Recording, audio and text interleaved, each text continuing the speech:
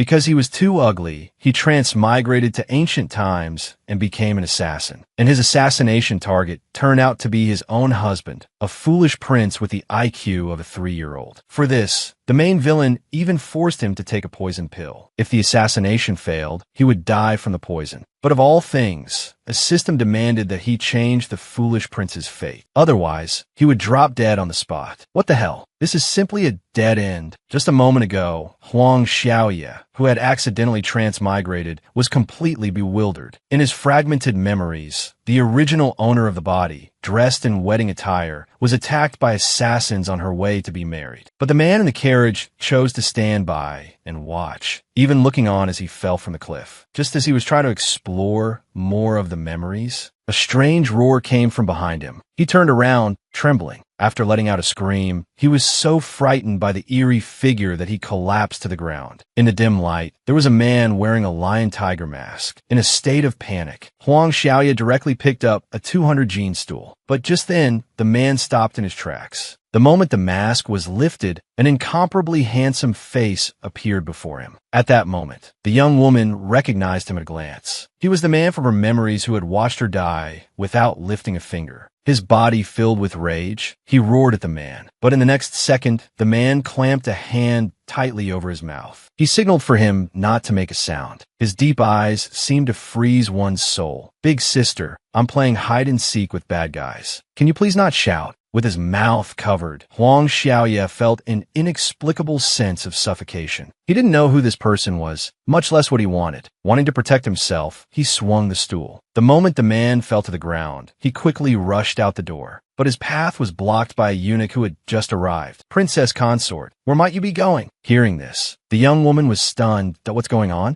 Princess consort? I actually transmigrated and became a princess consort. Princess consort, you were in a coma for many days. You're finally awake. Her Majesty the Empress has summoned you. Please wash up and follow me. After returning to his chambers, the transmigrated Huang Xiaoye pretended to have amnesia from the fall. He then learned from a maidservant that his name was Ling Wan, and his father was the prefect of Ningzhou. He had died in battle a year ago, as the emperor of the Qing kingdom was bedridden with a long illness. The empress took the opportunity to seize power. She married Ling Wan to Prince Zhao, making her the princess consort. However, when he stepped into the palace, he was so intimidated by the empress's imposing aura that he broke out in a cold sweat. Lin Shi, as the #1 assassin of Feihua Pavilion, you were seriously injured by a group of mountain bandits. What is your explanation for this? Hearing this, Ling Wan was scared out of his wits. What the hell? Wasn't I supposed to be the prefect's daughter? How the heck did I become an assassin? They even changed my name. This is a total setup. You should know, Her Majesty the Empress never keeps a disloyal dog. Could it be that you're trying to betray me, so you faked a serious injury to evade the mission? At this point,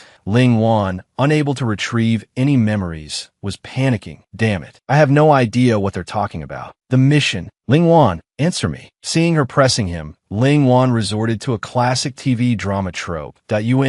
Your Majesty, I did it for the greater good. It was a difficult but necessary choice. Your Majesty, you understand. Seeing the Empress was still hesitant, Ling Wan decided to go all in. Your Majesty, I did it because I was afraid of my identity being exposed. I had no choice but to resort to such a measure. Although he had no idea what this mission was, thankfully, this all-purpose excuse worked. The Empress put down her teacup. You handled it well. The matter of killing Prince Zhao indeed requires utmost caution and foresight. It seems I haven't raised you for all these years in vain. Hearing this, Ling Wan was instantly dumbfounded. Holy crap. What the hell? Isn't this Prince Zhao my current husband? The person I'm supposed to assassinate is him. However, the Empress was naturally suspicious. To be on the safe side, she ordered her maid to stuff a pill in a Ling Wan's mouth. I will give you 1 month. If you succeed in assassinating Prince Zhao, I will naturally give you the antidote. If Prince Zhao isn't dead by then, you will die in his place. Back in his residence, Ling Wan's thoughts were in a turmoil. Other people who transmigrate get to enjoy good food, fine wine, and handsome men. How come I have to kill my husband and become a widow the moment I arrive? Next, please. But the man in the lion-tiger mask appeared again. Startled, Ling Wan subconsciously pushed him away, and the man's mask fell off. With a thud, the man fell to the ground in a sorry state. How is it you again? Unexpectedly, the man suddenly started wailing like a child.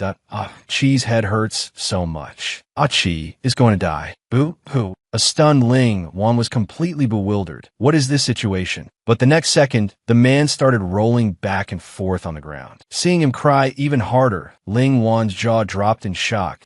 My God, why is this guy acting like a fool? Faced with this scene, Ling Wan was on the verge of a breakdown. She quickly bent down to comfort him. I'm sorry. I didn't do it on purpose. You suddenly popped up and scared me. But the man wouldn't listen at all. You're a bad person. Only bad people hit Chi. Boo-hoo. Ling Wan was rendered speechless by the whole ordeal. She just couldn't understand why the Empress would want to kill a fool. To test him, she drew on her skills as a kindergarten teacher. There, don't cry. I'm your wife. How about your wife treats you to some candy? Hearing the word candy, the man instantly blinked his big, innocent eyes and looked at Ling Wan. You just have to answer one question, and I'll buy you any candy you want. The man obediently sat up and nodded. Ling Wan playfully clapped her hands. Then tell your wife, what's your name, and how old are you? The man puffed out his chest and said in a childish voice, my name is Xie. I'm 3.5 years old. Then he held out his hands. Wifey candy. Ling Wan patted her pockets, which were emptier than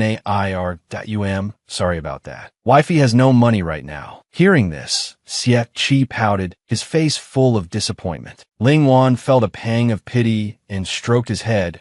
And no wonder he didn't react when I asked for his help during the imperial decree. It seems I misunderstood him. Lil Chi, don't be sad. Wifey will make it up to you next time. Hearing this, the man lifted his face and looked at Ling Wan with anticipation. However, his handsome face made Ling Wan blush. This little fool is so handsome. What a pity. Other people's princes are cool and domineering, while my prince is only 3.5. What a sin. Suddenly, a static noise sounded in Ling Wan's mind. A system popped up, ordering her to change Xie destiny, or the world would be completely destroyed. But if she refused this mission, she would die on the spot. What the hell? The Empress has poisoned me. If I save him, I'll die in a month. If I don't, you'll make me die right now. Can't you just give me a way to live? Seeing the countdown continue, Ling Wan was completely numb.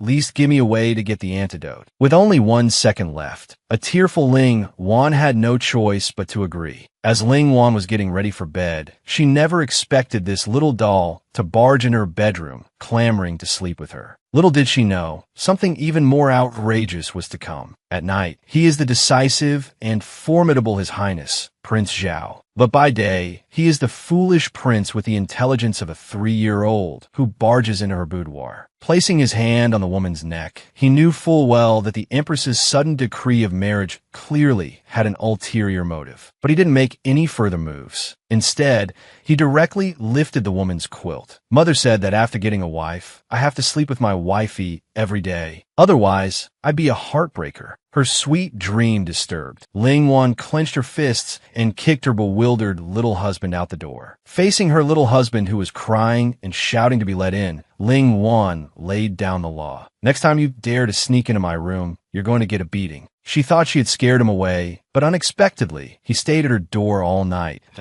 She must protect wifey. The tall man, all dirty, opened his palm and held it out to Ling Wan. Chi went to the kitchen and stole candy yesterday. I wanted to give it to wifey. He carefully unwrapped the candy paper, but the candy had already melted into liquid. The candy is gone. I kept it in my pocket all night, and it's still gone. Ling Wan licked the sugary water from her hand.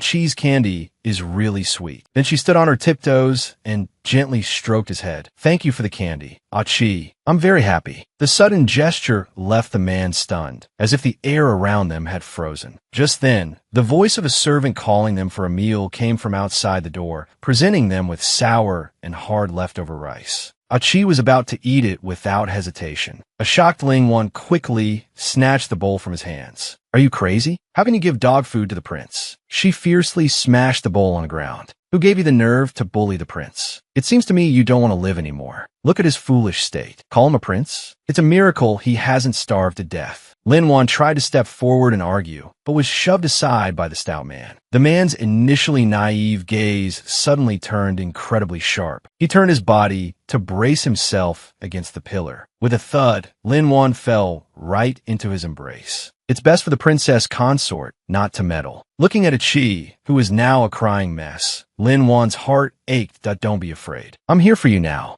Leading the man to the bath, Lin Wan was furious. Those heartless brutes. I'll definitely find a chance to teach them a lesson. However, the next second, she switched to a gentle expression. Chi, go take a bath first and change out of these dirty clothes. I'll go get you a clean set. But just as she turned, the man reached out and grabbed her. Seeing Lin Wan's confusion, the man let go, a look of grievance on his face. My lady, can you please not go? Lin Wan gently caressed his cheek. Be good, Chi. Those bad men won't come here. I'll get your clothes and be right back for you. Be good. Seeing that she was about to leave, he spoke again to stop her. My lady, it hurts here. I think I'm injured. Hearing this, Lin Wan anxiously stepped forward and pulled open his outer robe to check the injury. The man was startled by this sudden move, and his face reddened. Lin Wan's hand hovered over his smooth skin. Realizing her own recklessness, she blushed to the tips of her ears. Good. It hasn't hurt the muscle or bone. It's just some bruising. I'll go get you some medicine. But she had only taken 2 steps when a heavy splash sounded from behind her. When she turned back again, the man was nowhere in sight. Panicked, she turned around, exasperated. If you're playing a prank, I'm going to ignore you from now on. But seeing the man's body slowly sinking, she, who couldn't swim, jumped in after him. The next second, however, she was held tightly by a large hand, and then her entire body was lifted out of the water. My lady's clothes are wet. Now you don't have to leave. Lin Wan angrily pushed him away. You tricked me. Even your mischief should have its limits. However, her feet slipped. She fell backward unexpectedly. The man immediately pressed his body close, holding her securely in his arms. My lady, I'm sorry. I didn't mean to trick you. His warm breath swept across her face. The air was thick with the scent of hormones. Chi just wanted my lady to stay. I didn't mean to make my lady angry. If Chi is good, will my lady stay with me? At this, Lin Wan's anger instantly melted away. Perhaps he was just deeply insecure. Don't worry, I'm your wife. Of course I will always stay with you. Little Chi danced with joy, and he made a pinky promise with her. My lady has to keep her word. Okay. At midnight, in a certain part of the prince's mansion, a dark figure silently entered the room. Your Highness, a message from Mr. Shun. For this year's royal hunt, the Empress has granted special permission for you and the princess consort to attend together. It's likely this matter is suspicious. The man opened his palm, looking meaningfully at the candy inside. Oh, Empress, you just sent me a new toy, and I haven't even tired of it yet. And you're already starting a new game. This little game of house. You must play it with me to the very end, my dear wife. Your Highness, one more thing. Mr. Shen has confirmed Lin Wan's identity. She is indeed the #1 assassin from the Feihua Pavilion, Lin Shi. Mr. Shun fears the Empress has other motives and advises you to kill her as soon as possible. The man looked coldly at the doll in his hand. The farce you arranged today was a bit too realistic. This prince was so disgusted I could barely stomach it. To go so far as to plan an assassin next to me, Prince Zhao. But this assassin makes no move to kill me. Tell me, what exactly is she plotting? Or is she trying to use this chance to investigate me? Then I shall see if this person you've chosen has what it takes. He is clearly exceptionally intelligent and peerless, yet he deliberately pretends to be a foolish prince with the intellect of a 3-year-old. He knows full well his wife is an assassin sent by the Empress to kill him. Yet after testing her again and again, his heart softens until he is completely captivated. At that moment, the young woman with a storm of thoughts in her mind crouched in a corner, doodling aimlessly. She kept feeling like she was missing a crucial clue. She tried hard to recall the original owner's memories. That's right, the one who attacked was no ordinary person. Because he's indifferent to money, yet he won't stop chasing after the original host. It seems that besides the Empress, another power is at play. Deep in thought, Ling Wan completely failed to notice the man gradually approaching from behind. Once Ye Qi confirmed Ling Wan was the assassin sent by the Empress, he was certain that at this very moment she was plotting how to kill him. He silently sat down beside her wifey. The low, deep voice made Ling Wan's heart skip a beat. But in the next second, he lifted her into his arms. Aki will be your cushion, wifey. That way you won't get chilled. His actions made Ling Wan blush to the tips of her ears, her heart fluttering like a trapped fawn. The man playfully opened his palm. Wifey, what about the candy you promised me? Unintentionally flustered, Ling Wan shook her head frantically. You beast. He's just a child. Ling Wan leaped to her feet. Right, I'll go earn money to buy you candy right now. With that, she took off at lightning speed, waving goodbye. The man's naive expression cleared, his eyes regaining their sharpness. He ordered Li Shuang behind him to follow her. Meanwhile, Ling Wan had accidentally run into the woods where she first transmigrated. She scanned her surroundings, hoping to find some clues. Before long, she found a hidden weapon in the undergrowth, identical to the one used by the man in black that day. She was still unaware that the man was one of the prince's own subordinates. She mistakenly assumed some other power was trying to harm the prince, and even silently vowed to protect him at all costs. Elsewhere, the man stared thoughtfully at the drawings on the wall. She went to the forest. Yes, Mr. Shan says the Empress may have already taken notice of the forces at your command. He suggests that you kill Ling Wan as soon as possible. The man caressed the drawing, a hint of regret in his touch. A blissful marriage, a beautiful bride. I truly am a bit reluctant. What a pity. But since the Empress is so greedy, we'll do as Mr. Shan advises. In the dead of night, a figure slipped into Ling Wan's room. Just as Li Shuang was about to strike, Ling Wan, who had seemed sound asleep, suddenly woke up. She rolled aside, dodging the fatal blow, then shot out a leg, kicking her attacker to the ground. Fearing for the prince, he rushed over. With no time to explain, Ling Wan grabbed his hand and fled out the door. Aki, run. There's a bad guy. The two of them sprinted through the courtyards. Terrified for her life, Ling Wan pulled the man along, not daring to stop for a single moment. Reaching a woodshed, she told him to hide quickly. Watching the woman shield him with her own trembling body, the man could clearly feel her terror. Ling Wan bent down and picked up a piece of firewood. Though consumed by fear, she had only one thought. She had to protect the man behind her. Aki, don't be afraid. I'll protect you. Her actions took the man by surprise as well. He just didn't understand. She was clearly the assassin sent by the Empress to kill him. So why was she doing this? By now, the assassin had reached the door. She watched as the figure drew closer and closer. Ling Wan focused all her attention, preparing to take down her opponent in a single blow. But in the next second, the man pulled her tightly into his embrace. Terrified, Ling Wan subconsciously clutched the man's robes. Where she couldn't see, the two men's eyes met. Xie signaled for the other to leave. The moment the door closed, he feigned a sigh of relief. Wifey, was that a bad guy chasing us? Ling Wan nervously motioned for him to lower his voice. That's a very bad man. He can't find us. They cautiously peeked out the door, trying to confirm if it was safe. Seeing no sign of movement, Ling Wan was about to turn and suggest they leave, but came face to face with the man's innocent gaze. Startled, Aki lost his balance. Overcome by gravity, his entire body fell onto Ling Wan. They could each feel the other's breath on their face. As their breathing quickened, both of their faces grew increasingly red. Faced with her soft, pink lips, the man couldn't resist the urge to steal a kiss. As the distance between them closed, but the woman turned her face aside. Chi, you're not being good. Realizing his gaffe, the man's heart tightened. He then feigned an innocent look. Mother said that when you're scared, a kiss makes it all better. Does my lady not like kisses? At this, Ling Wan was utterly speechless. What kind of nonsense had his mother taught him? Let me tell you from now on, you can't just kiss people. Kisses are for a woman you like. Then I can't kiss my lady? My mother said that once Achi has a lady, he can kiss her every day. Ling Wan was so stunned she was at a loss for words. Well, because Achi is still little. When Achi grows up, then you can kiss your lady. Hearing this, the man slowly placed a hand on his chest. Why does it feel so hot here? Achi understands. Achi will grow up very fast. Then I can kiss my lady and sleep with my lady. Ling Wan frantically waved her hands. The more she tried to explain, the more flustered she became.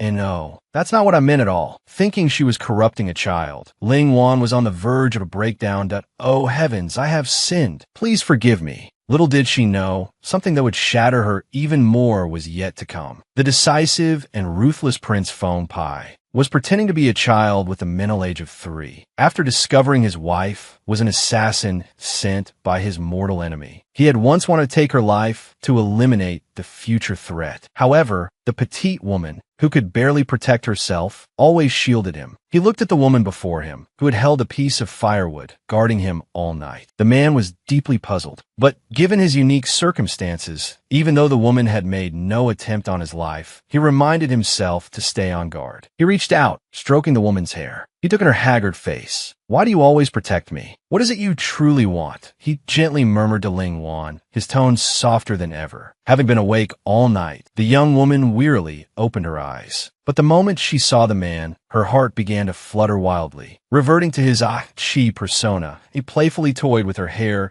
"My lady, the sun is up. Can we go out and play?" Ling Wan gave a quiet, awkward assent. But inside, a tiny version of herself raised an 8-meter-long sword and hacked away at her unruly heart. "Ling Wan, get a hold of yourself. He's just a child." Recalling her subconscious counterattack from the night before, she realized this body knew martial arts. Soon, Ling Wan changed her clothes, looking like a true martial artist. With a casual wave of her hand, a solid rock in front of her crumbled to pieces. She stared at her own hands in excitement. "This is great. I won't have to fear assassins anymore." She clenched her fists triumphantly.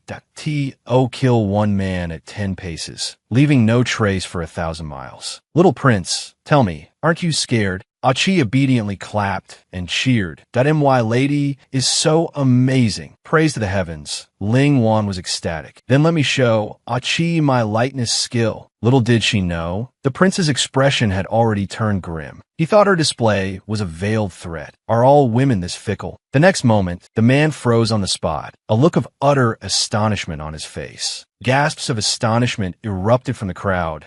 My goodness. Look at the princess consort. She's climbed to the very top of the mansion's roof. Standing at the peak, Ling Wan gazed into the distance. This is what it feels like to be the best in the world. "My lady, can you take Achi up to play?" "Sure. Once I've had my fun, I'll take you up." But in reality, realizing how high she'd flown, Ling Wan was so scared her legs went weak. This is terrifying. It's way too high. How did I use that lightness skill again? I'm doomed. I don't think I can get down. The bystanders sighed amongst themselves. Has the princess consort gone mad too? She probably caught it from the prince. Ha. She reminds me of a simpleton next door. Look, the fool is going to jump. Throwing caution to the wind, Ling Wan leaped. Achi stared blankly at the figure rapidly approaching from the sky, completely dumbfounded. Panicked, Ling Wan flailed her limbs wildly. "Danger! Get out of the way!" With a loud thump, the two of them tumbled and spun on the ground. Ling Wan scrambled up and anxiously asked if he was hurt. Achi pouted with a wronged expression. "Ow, Achi is in pain." In response, the woman cupped his face and gently gave him a kiss. Then, she waved her little hands in the air. Pain, fly away. Achi will be better soon." Her sweet, smiling face left the man completely captivated. He couldn't resist reaching out to caress her cheek. "How can I ever truly understand you? Or should I just kill you decisively?" At that moment, the woman turned and flopped lazily onto the ground. "Good thing you caught me, or I'd have been a goner." But having transmigrated here, she still couldn't get used to this body. That garbage system only appeared once before vanishing. And of all people, it chose a good-for-nothing like me to change the male lead's fate. This is so hard. A bitter feeling welling up, Ling Wan covered her eyes with her hand. "Aki, do you ever suddenly feel homesick? For a moment just now, I thought I was going to die. You know, right now, I really miss my mom and dad." I'm so stupid. Your home was always here." She raised her hand towards the azure sky, but everything she saw felt as unreal as a dream. She wished she could open her eyes and be back in the modern world. For a moment, her blue eyes were veiled by sadness. "I really envy you. You don't understand anything, so you're not even afraid when facing danger." What's the use of me telling you all this? It's not like you can understand. But when she came to her senses, she found the man looking at her with great seriousness. He raised his hand and caressed her hair. "It's actually nice to have someone listen to her talk." She sighed helplessly. "Aki, if only you were a normal person." Hearing this, The man's heart tightened. Could she have already realized that I'm pretending to be a fool? The next day, a discouraged Ling Wan attended the hunting event, feeling very conflicted. Just as she entered the grounds, the Empress sent someone to instruct her to cooperate with the secret guards in assassinating the prince. On the hunting grounds, any stray arrow could take Aki's life. Although her original body came with the cheat code of martial arts, she couldn't yet use it proficiently. If a real fight broke out, she'd have a hard time defending herself. Suddenly, a gust of wind swept past her. When she reached out and caught it, she realized it was Aki's tiger doll. On the other side, Aki, in his haste to dismount, accidentally fell and hurt his leg. Aki, are you alright? Why did you suddenly throw the tiger at me? Aki saw that my lady was unhappy, so I wanted to lend my lady the tiger. This was a gift from my mother. When my mother isn't here, the little tiger keeps Aki company, so Aki doesn't feel sad. Just as Ling Wan was about to say something, the man placed his fingertip between her brows. If my lady is unhappy, it's Aki's fault. Aki doesn't want my lady to frown. My lady looks much prettier when she smiles. Ling Wan was touched by this sudden gesture, but thinking of the danger that lay ahead, she became deeply melancholic. She didn't know if she could successfully evade the Empress's assassins today. But the man was overjoyed at the sight of a bunny that Aki wants to catch that little white rabbit. That way, Aki has a little tiger and my lady has a little white rabbit. Then we could be happy every day. But just as the man turned, a stray arrow flew towards him.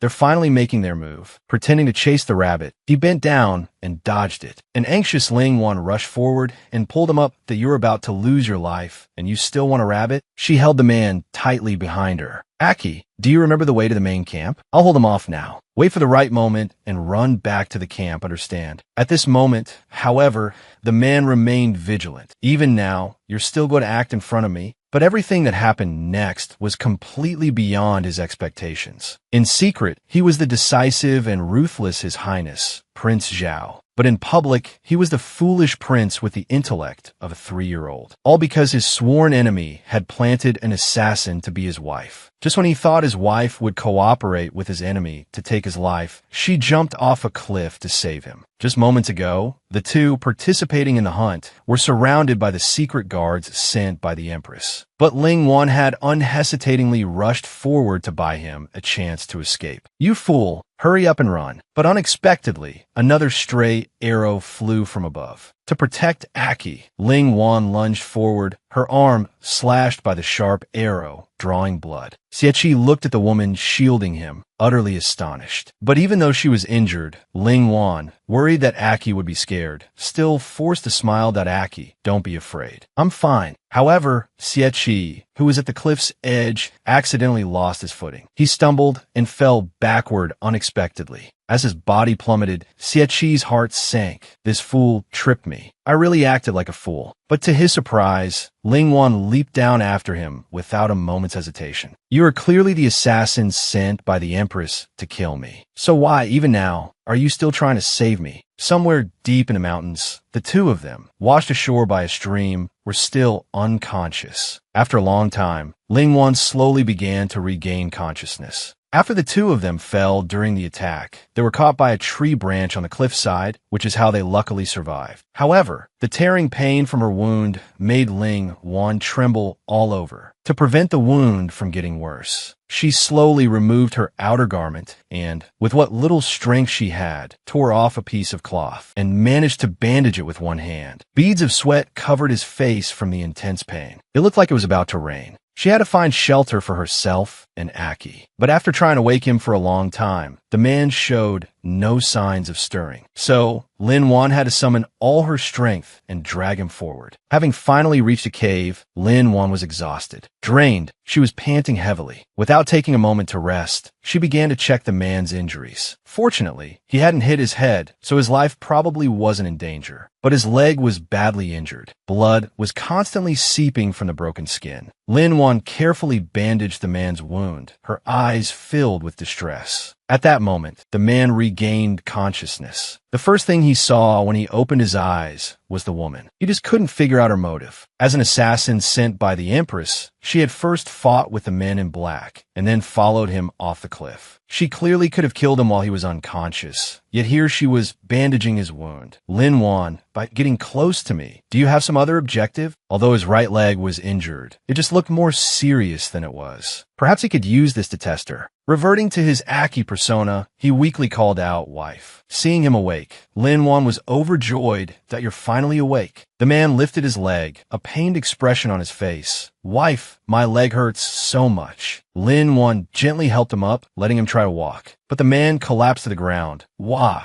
Aki can't move. Aki's leg is broken." Lin Wan gently pulled him into her arms. "Aki, don't be scared. Your leg only has a flesh wound. You just can't move it for now. It'll be okay. Once we leave, we'll find a doctor to treat it, and it'll get better soon. Aki's leg can't get out, but wife can leave this place." At this moment, the man began to test her, wanting to see what choice she would make. He then told Lin Wan that he knew the way out. Hearing this, Lin Wan was ecstatic. She never expected that in his dazed state, he would actually know the way to leave. "Mother brought me here before. If you just follow the stream towards the sun, you'll reach the hot springs on the back mountain of the Imperial Palace. Once you get there, wife, you can contact the people in the palace." Lin Wan's eyes lit up. "Great. Let's hurry over now while it's not raining." The man sneered inwardly.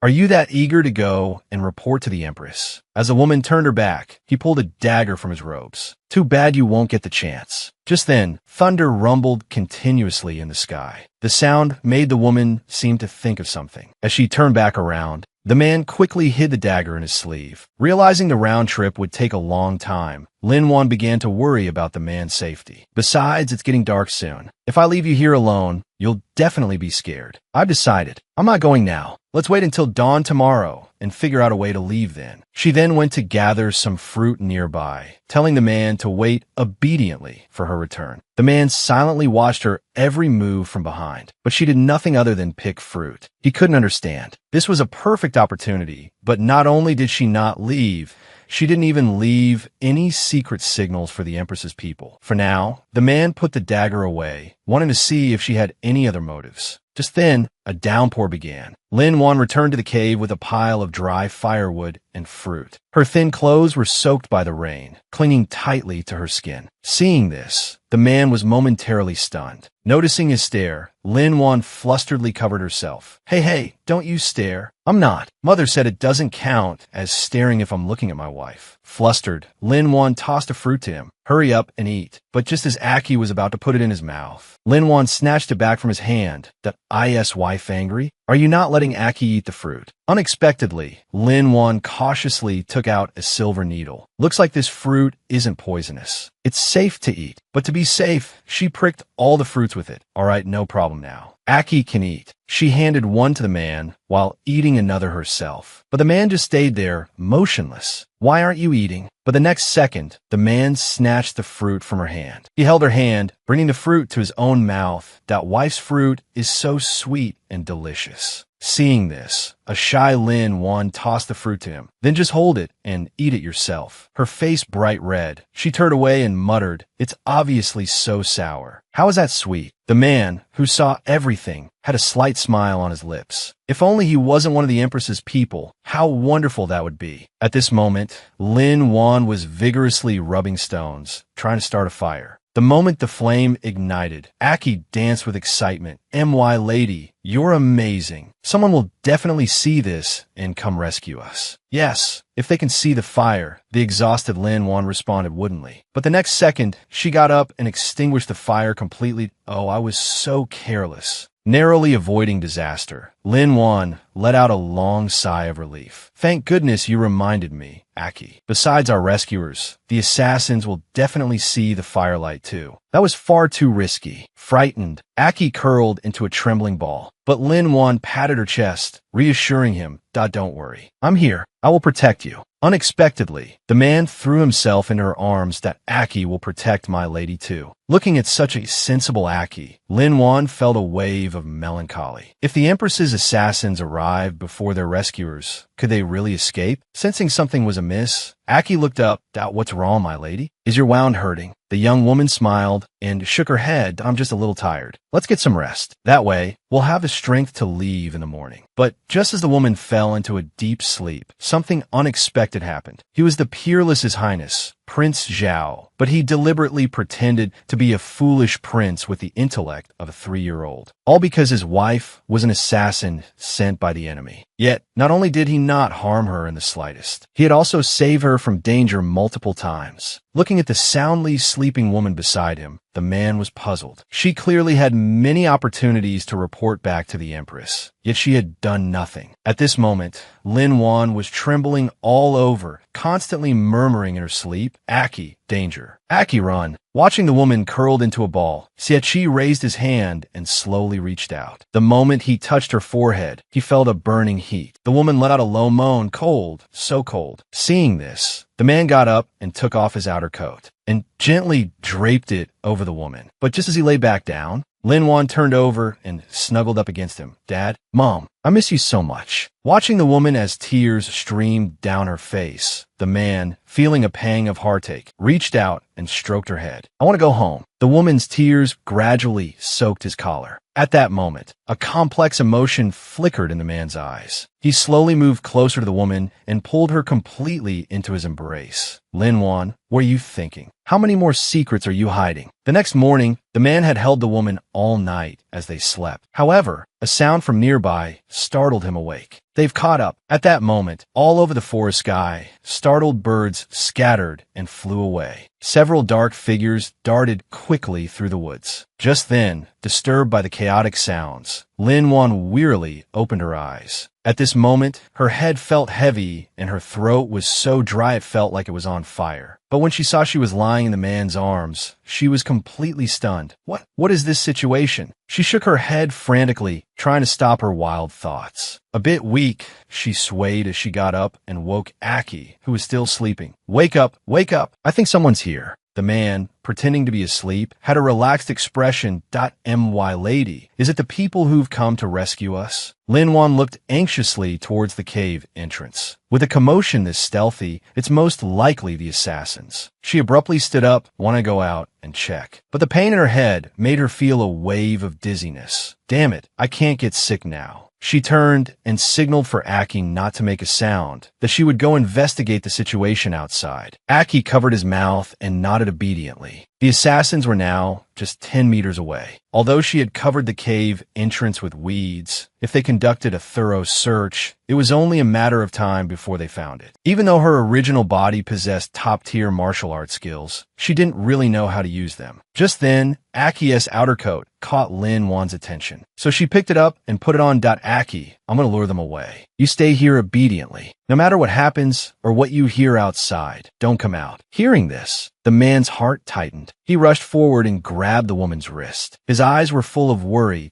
My lady, don't go. It's dangerous outside. For a moment, Lin Wan was stunned. Then she held the man's hand and promised, Aki, don't be afraid. Stay here and be good. I will come back alive for you. Her gaze sent ripples through the man's heart. He stared blankly in the direction she left. Why do you always have to rush to the front to protect me? He smelled the lingering scent on his hand. Lin Wan, could this be the last time we see each other? Meanwhile, Lin Wan, disguised as Aki, approached the assassins and deliberately threw a stone to attract their attention. Hearing the sound, the assassins turned to look, thinking the figure was the Xie they were looking for. Just then, Lin Wan quickly sprinted in another direction, but unexpectedly missed her footing. She unexpectedly slid down the slope. At the same time, the surrounding assassins rushed over. But as they prepared to strike, they realized this person was not Xie. The leader, Scarface, looked displeased and ordered Lin Wan to be captured alive. Under a series of attacks, the outnumbered Lin Wan was knocked to the ground. The next second, Scarface showed no mercy, stomping his foot on the woman's delicate hand and grinding it back and forth. Speak up, where is Xie? Lin Wan trembled all over from the pain, but she knew that if she fell into their hands, she would surely die. She had to think of a plan.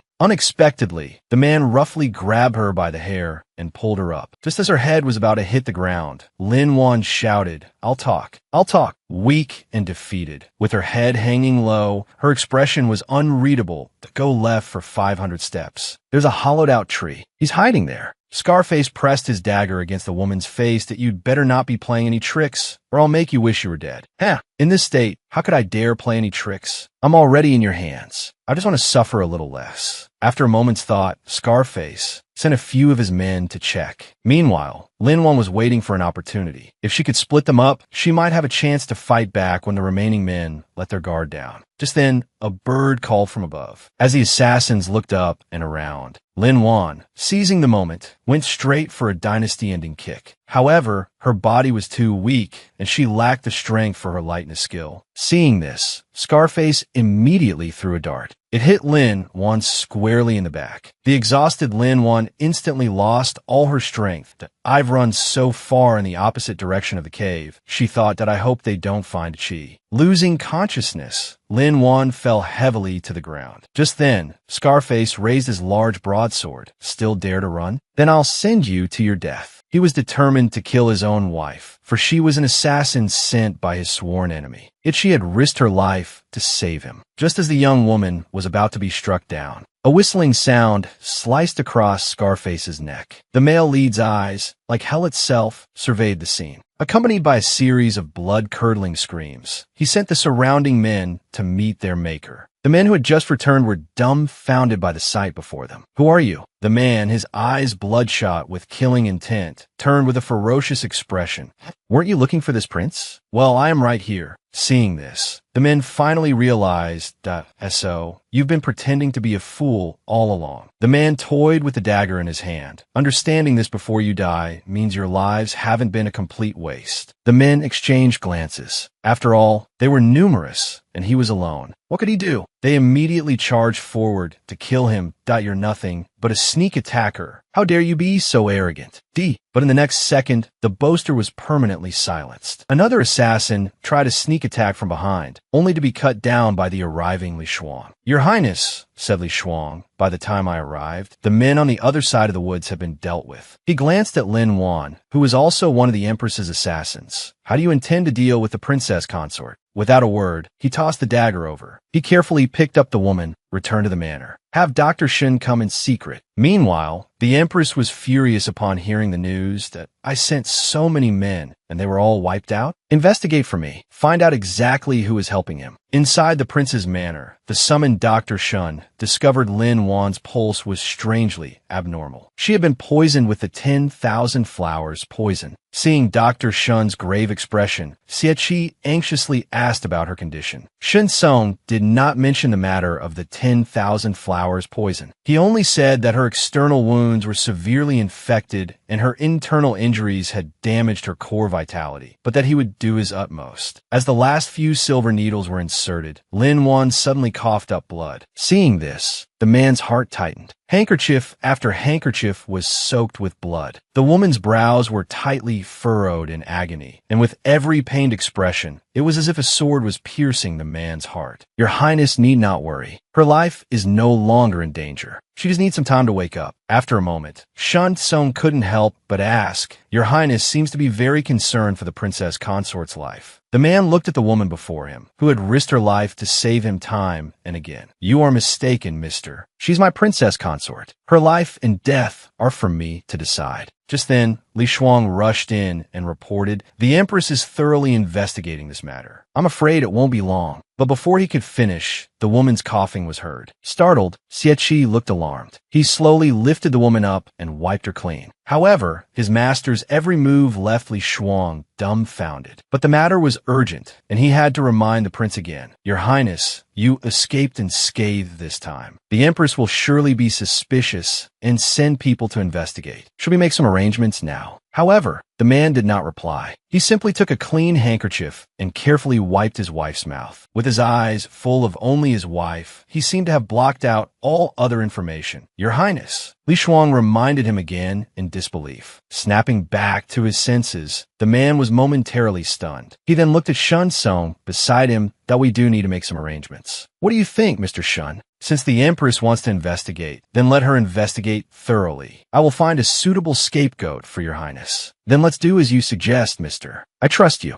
Shinsong reminded him with some resignation. The path your highness walks is fraught with danger, like walking on thin ice. You must not speak so lightly of trust. This applies to me as it does to others. The man's brow furrowed as he asked what he meant. Ling Wan is one of the Empress's people. Your highness is well aware of this. Those who aspire to greatness must sever all unnecessary emotional ties. The hatred of the past is as vivid as yesterday. I hope your highness will focus on the bigger picture. The man's expression hardened. You don't need to remind me, mister. I will not spare anyone involved in the death of my mother empress. After everyone had left, the man looked at the woman in his arms and fell into deep thought. Although he kept telling himself to remain vigilant, the scenes of her protecting him were still vivid in his mind. She had jumped off a cliff for him. She had deliberately disguised herself as him to lure away the assassins. Even when facing death, she never gave away his location. A woman like that, even if his heart were made of stone, it would be completely melted by her now. The woman suddenly whispered softly, "Water, I'm so thirsty." But when the man tried to give her water, she didn't drink a single drop. The man was utterly speechless. Was she doing this on purpose? Helplessly, he poured the water into his own mouth, intending to feed her with his own lips. As their lips drew closer and closer, his heart began to beat wildly. Just then, the maid who came to deliver medicine happened to walk in and saw her master getting intensely intimate. Caught in the act, the man quickly pulled away. His flustered appearance made the maid blush with embarrassment. "Take good care of the princess consort. I have matters to attend to." The man walked to the door as if nothing had happened, but his face was red all the way to his ears. Half a month later, a recovered Ling Wan lay in bed, questioning her life. She had heard that all the assassins sent by the Empress had been dealt with, and Xie had returned to the manor unharmed. But she herself had nearly died back then. Could it be that someone was helping him? But if someone was helping him behind the scenes, why would they watch him get bullied in his own home? Could it be that this Xie was pretending to be a fool? Oh my God, if he's really just pretending to be a fool, then hasn't my recent behavior been utterly embarrassing? The more she thought about it, the more frantic Ling Wan became, rolling back and forth on her bed. She wished she could use a lie detector on him. Then she saw that the light in the man's room was still on. Unable to contain her curiosity, Ling Wan came up with a plan. I'm going to find out if you're really pretending to be a fool. In secret, he is the incomparably brilliant Prince Zhao. In public, he is a foolish prince with the intellect of a 3-year-old. Facing several top assassins, the young woman risked her life to create a chance of survival for the foolish prince. However, having survived the ordeal, she began to suspect that the dazed man in front of her was just putting on an act. To prove her suspicion, she went to the man's room. At that moment, Li Shuang, who was still discussing matters with the prince, felt his heart tighten. The man, however, was very calm and signaled for him to leave first. The moment the woman opened the door, Li Shuang silently leaped out the window and left. But when she didn't see the man on the bed, she instantly grew anxious. "Achi, where are you?" Thinking something had happened to him, her heart sank. Just then, the man silently walked out from behind the screen. "Wife, I'm over here." Exasperated, Ling Wan turned and rapped him on the head. "What are you doing hiding behind a screen so late at night instead of sleeping? I thought something happened to you. You scare me to death." Little Aki rubbed his hands together with a wronged expression. "Sob, sob. Aki can't sleep. Aki saw that wife was here, so I wanted to play hide and seek with you." Hearing this, an idea instantly flashed through Ling Wan's mind. "Aki, if you can't sleep, how about I play a game with you that will help you fall asleep very quickly?" Then she took out a pendant and dangled it in front of the man. "Aki, just look at this and don't think about anything. You'll be able to sleep soon." A moment later, the woman tested him several times, but saw no reaction from him. It seemed she had succeeded, so she began to ask his name and age. But the man still answered that his name was Xie, and he was 3.5 years old. Ling Wan thought for a moment. "Then do you remember who saved you on the day of the hunt?" "Of course, it was my wife." When talking about his wife, the man's face was full of joy. "Then tell me, how did she bring you back to the manor?" "I listened to my wife and waited for her in the cave for a long, long time. Then Aki fell asleep. When I woke up, I'd already been brought back to the manor by my wife." "Did you not wake up at all while you were asleep? Or in a daze? Did you hear or see anything?" Of course not. Aki is very well behaved when I sleep. The man's earnest reply left Ling Wan very frustrated that I can't believe this. I actually believed a trick from the movies. Have I been infected by his foolishness? But my wife is a very special person, the man suddenly said. Hearing this, Ling Wan sat up straight. Could this method actually be working?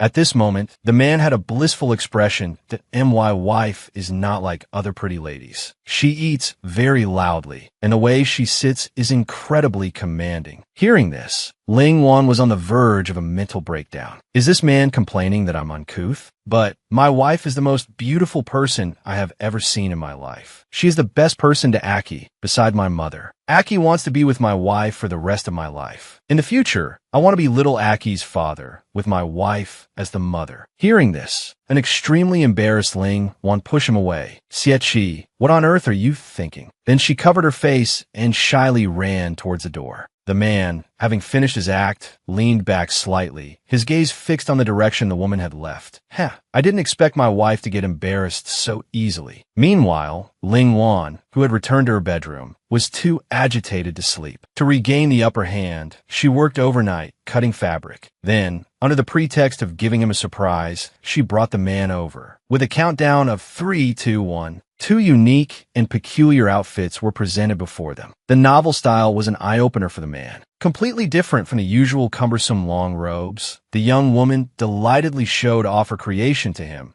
I made it myself. Wife, what is this? The shy little Aki put on a clueless look. These are clothes from my hometown, Ling Wan said, winking playfully. Then she gestured at the man, showing the effect. By the way, do you remember what happened that day after I lured the assassins away? How do we get back to the manor? What? Didn't my wife call for Aki to come back? The man's surprised expression screamed. I have no idea what you're talking about. Unable to get a straight answer, Ling Wan pouted. Why can't I find a single flaw in his act? Little Aki tilted his head, looking puzzled. Wife, what's wrong? Nothing. I was just thinking that if Aki wore this outfit, you would definitely be the coolest kid on the street. But inwardly, she was hoping he would show a clue, since modern attire would surely be unacceptable to a normal person from ancient times. But Aki didn't understand at all. What does coolest kid mean? The woman impatiently stuffed the clothes into his arms. That's not important. Aki, hurry up and change. I'll take you for a walk on the street. A moment later, with him in a suit and her in a mini skirt, the two, dressed in their couple outfits, looked at each other and froze on the spot. Ling Wan thoughtfully stepped forward to adjust the man's cuffs. Aki, you look much more handsome after putting this on, don't you? Little did she know, the man across from her was already captivated by the sight of her. In a flash, the two were on the street, being relentlessly criticized by passers-by. How scandalous. They must be out of their minds, making Ling Wan wish she could dig a hole and hide. However, the man seemed to be enjoying it. Wife, you're amazing. They're all looking at us. It must be because your clothes are so beautiful. Hearing this, Ling Wan was utterly speechless. If Xie is just pretending to be a fool, he could really win an Oscar. To her surprise, not only was the man shameless, but he also pulled Ling Wan along to buy Tong Hulu. But Ling Wan, too embarrassed to lift her head, couldn't take it anymore and dragged the man back home. Having changed back into her original clothes, Ling Wan was in a terrible mood. I really just asked for that humiliation. Meanwhile, the man, having reverted to being Xie, listened expressionlessly to the news brought by Li Xuan. Mr. Shun, he already knows about you and the princess consort going out on the street. Sir believes that your highness should not allow the princess consort to act so recklessly. Sir also said that a few days ago, the empress summoned the princess consort, dismissed everyone, and they plotted in secret for a long time. He presumes the princess consort will make a move soon and urges your highness to be extra vigilant. The man let out a cold laugh. The Mid-Autumn Festival is approaching. It's time to prepare some fine wine for my princess consort. He was decisive, ruthless, and exceptionally intelligent. Yet he deliberately pretended to be a foolish prince with the intellect of a 3-year-old. To test if the male lead was truly a man, the young woman poured out 100 proof liquor, tried to lure him into a trap. But in the end, she not only knocked herself out, but also took over the man's bed until dawn. Just a moment ago, Ling Wan, who had been trying to test if the male lead was faking his foolishness, was still racking her brains for a plan. But the next second, she ran into someone trying to take the wine from the residents. The formidable Ling Wan chuckled mischievously. She snatched the imperial wine from their hands. Ha ha, in wine, there is truth. Little Aki, I refuse to believe you can keep up the act this time. When the man saw the wine bowl that was bigger than his face, he almost buckled at the knees. The woman kept urging him to drink. Little Aki looked troubled. Mommy said children aren't allowed to drink alcohol. All who drink are bad children. So Aki can't drink. Completely wrong. Your mommy was talking about before marriage. After getting married, a husband who doesn't drink with his wife is the real bad child. Does Aki want to be a bad child? Little Aki shook his head vigorously, then picked up the wine bowl and drank it all in one go. To get the man drunk, she used a small cup and drank dozens of rounds with him. A moment later, the drunk Ling Wan was on cloud 9.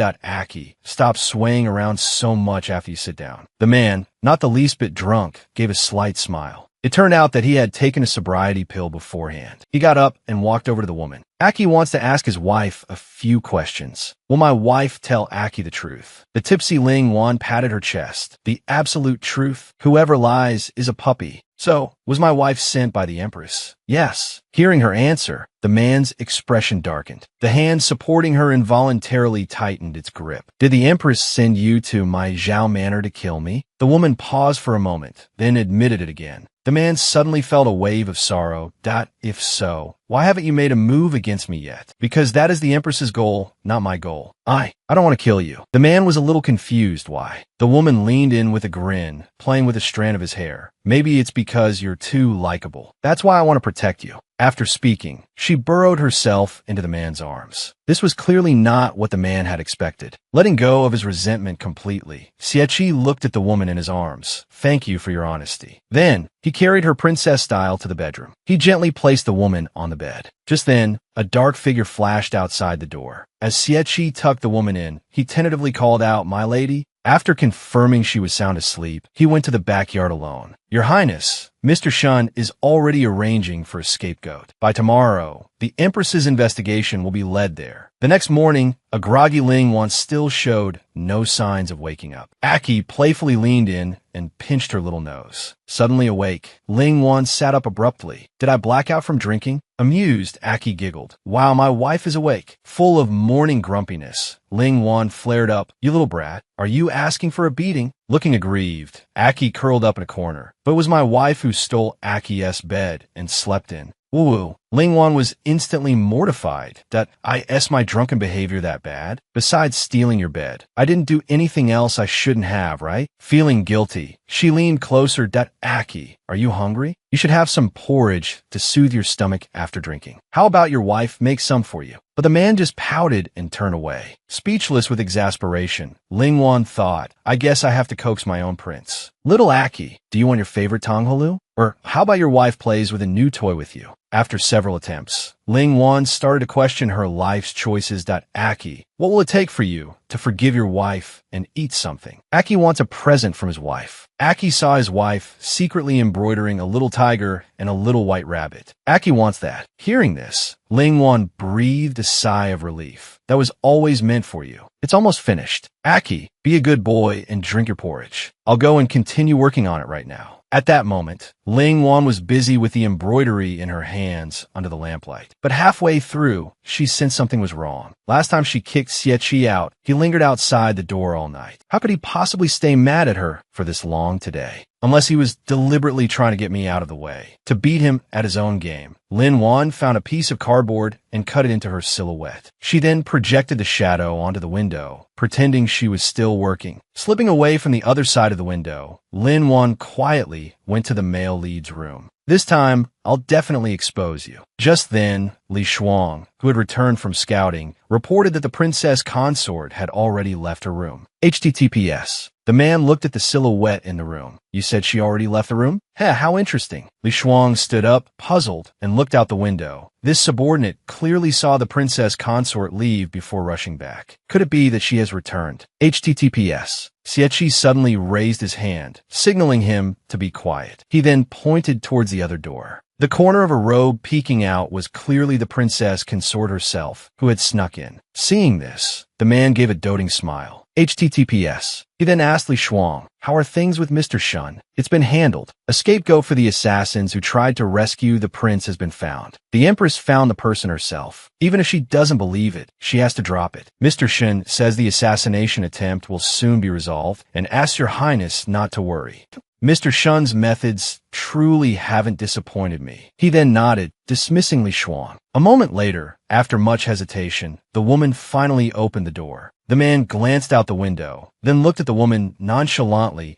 "My dear wife, why are you back so soon? Are Ah Chi's little tiger and little bunny done laughing?" The woman lowered her head without a word. So, he had been pretending to be a fool all along. All of this was his scheme. But the poison in her body would take effect in less than half a month. If she couldn't complete the mission, the Empress would certainly not hand over the antidote. Right now, she could only take a gamble. "Xie, I heard your conversation just now. Actually, after we escaped the assassins, I began to suspect if you really had the mind of a 3-year-old. Thinking of her previous attempts to test him, Lin Wan gave a bitter smile. "You must have thought I was ridiculous back then, didn't you?" The man pointed at the silhouette in the room. "But your performance tonight was quite surprising. Ah Chi, what I want to say is, I'm not your enemy. I don't want to hurt you. You don't have to pretend to be a child in front of me. Is that so?" In the dim light, the man's expression was unclear, but the heavy atmosphere made the woman's heart tighten. The man caressed her cheek, his cold eyes like those of a predator. "Then what will you do to make me believe you?" Lin Wan was incredibly nervous. "He's not planning to silence me for good, is he?" She swallowed hard. "Whatever you ask me to do, I'll do it." Hearing this, the man leaned in close to her ear and whispered, "I want you." The man's words, "I want you," nearly scared the woman to death. As it turned out, she was an assassin placed by his side by a sworn enemy. And the male lead, who had been biding his time for years to get revenge, had been pretending to be a foolish prince with the intellect of a 3-year-old. Once the young woman confirmed the man before her was feigning foolishness, she confessed her identity.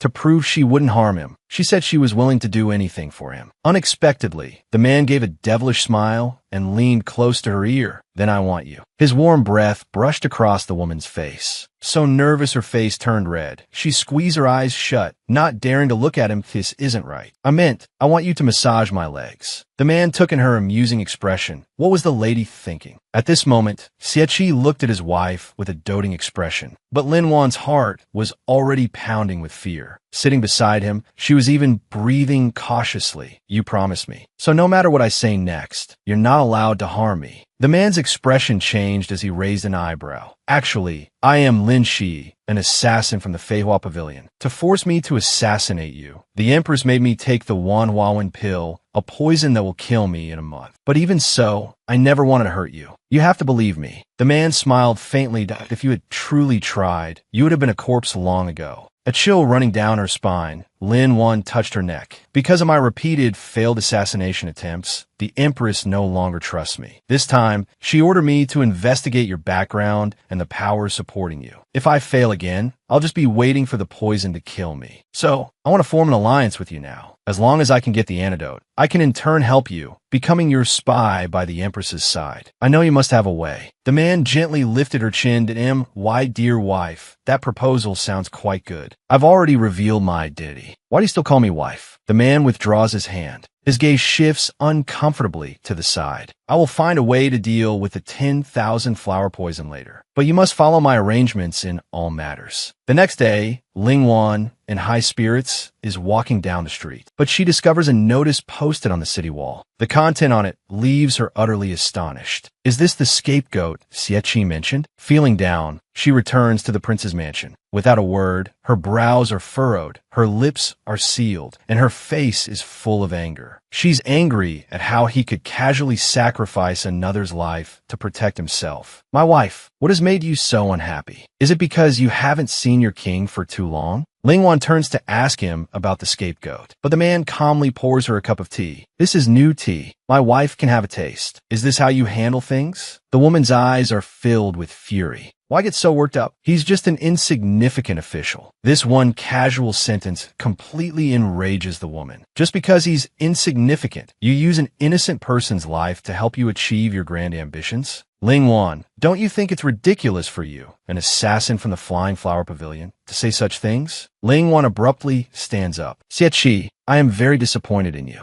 With that, she turns and leaves without a second glance. The man's hand, reaching out to stop her, freezes in midair. The words he wanted to say remain unspoken. He laughs bitterly to himself. And I thought you would be the one to understand me. At this moment, the system's alarm buzzes loudly, demanding that she continue to cooperate with the male lead to overthrow the Empress. Ling Wan, her head splitting with pain, weakly collapses onto Xie, who has rushed to her side. Ling Wan, are you all right? He gently helps the woman to a nearby chair. I'm fine, just a little dizzy. Ling Wan, you must know that if you want to live, you must make yourself stronger. If you are like an ant, you cannot hope to cling to life for long. That still doesn't give you a reason to slaughter the innocent. With a crack, the man shatters the cup in his hand. How do you know he is innocent? The man's action suddenly stuns Ling Wan. She couldn't be as ruthless as him. She gets up and rushes out the door. Xie, you don't understand. You simply don't have a heart. The man's injured hand is stained red with blood, but the pain in his heart is far more intense. I don't understand. Then who is there to understand me? For so many years, only my mother ever understood. From the day my mother passed away, my heart died with her. The man's clenched fist drips with blood, as if to remind himself to always remember the pain. Meanwhile, Ling Wan, having composed herself, suddenly feels a pang of regret. Great, now that the relationship is strained, how am I supposed to complete the mission? This stupid system. It doesn't even provide a character biography. How outrageous. But in the next second, the system suddenly comes online. It then begins to load the male lead's personal file. Originally, his life was happy and perfect. His parents were in love, and his mother's clan were all great generals in the army, with illustrious military achievements and high prestige. But because their merits overshadowed the ruler and even challenged imperial authority multiple times, they became a thorn in the emperor's side. Though he had always been forbearing for the sake of his wife and child, this weakness was exploited by consort Shenxi. She had the male lead's entire maternal clan exterminated, which ultimately led to the male lead's mother dying of depression. After that, little Xie ran a high fever for 3 whole days. When he woke up, the 8-year-old Xie began to feign having the mental capacity of a 3.5-year-old child to protect himself. The emperor, grief-stricken and gravely ill, was unable to manage state affairs. He thus made Chunxi the empress to rule in his stead, while Xie was infeft as Prince Zhao and has lived outside the palace until now. The male lead's story makes Ling Wan feel deep sympathy for him. She intended to go to the man's door to apologize, but she never expected that the drunken man would be even more terrifying. What is he trying to do? The woman opens her eyes and blushes beet red, and the man sleeping beside her is disheveled. This makes Ling Wan feel like she's going to lose her mind. It turns out that last night, Ling Wan, wanting to apologize, came to the male lead's door, only to find him drowning his sorrows in wine. Just as she was about to stop him, the man pulled her into his arms. The slightly drunk man's face was flushed. Wife, what brings you to my room so late at night? I'm sorry, I was too impulsive today. I apologize to you. The woman's eyes were full of remorse. Hearing this, the man's brow furrowed slightly. We've only just begun, and there's already such discord. This makes it very difficult for me to trust you, wife. Hearing this, Ling Wan's heart tightened. Then, what will it take for you to trust me? What will it take? The man suddenly pushes her down. Her hand, which wanted to struggle, was held down firmly. I believe that only by getting to know each other more deeply can we build trust. The next day, a scream echoed throughout the entire mansion. Ling Wan, having just woken up, frantically covered herself. She looked at the man who was still fast asleep, her face filled with horror. No way. How did I end up in bed with him? She tried hard to recall the events of last night. If she remembered correctly, this guy, for the sake of so-called trust, had actually pulled her into drinking and chatting with him until midnight. But regardless, it was incredibly awkward for a man and a woman to be sharing a bed. It was best to slip away as quickly as possible. But before she could take 2 steps, a large hand gripped her tightly. My lady, why not sleep a little longer? At that moment, Ling Wan's heart pounded and her face flushed, stunned by his impossibly handsome face. Even her breathing seemed to slow. She pulled her hand back and retreated awkwardly. I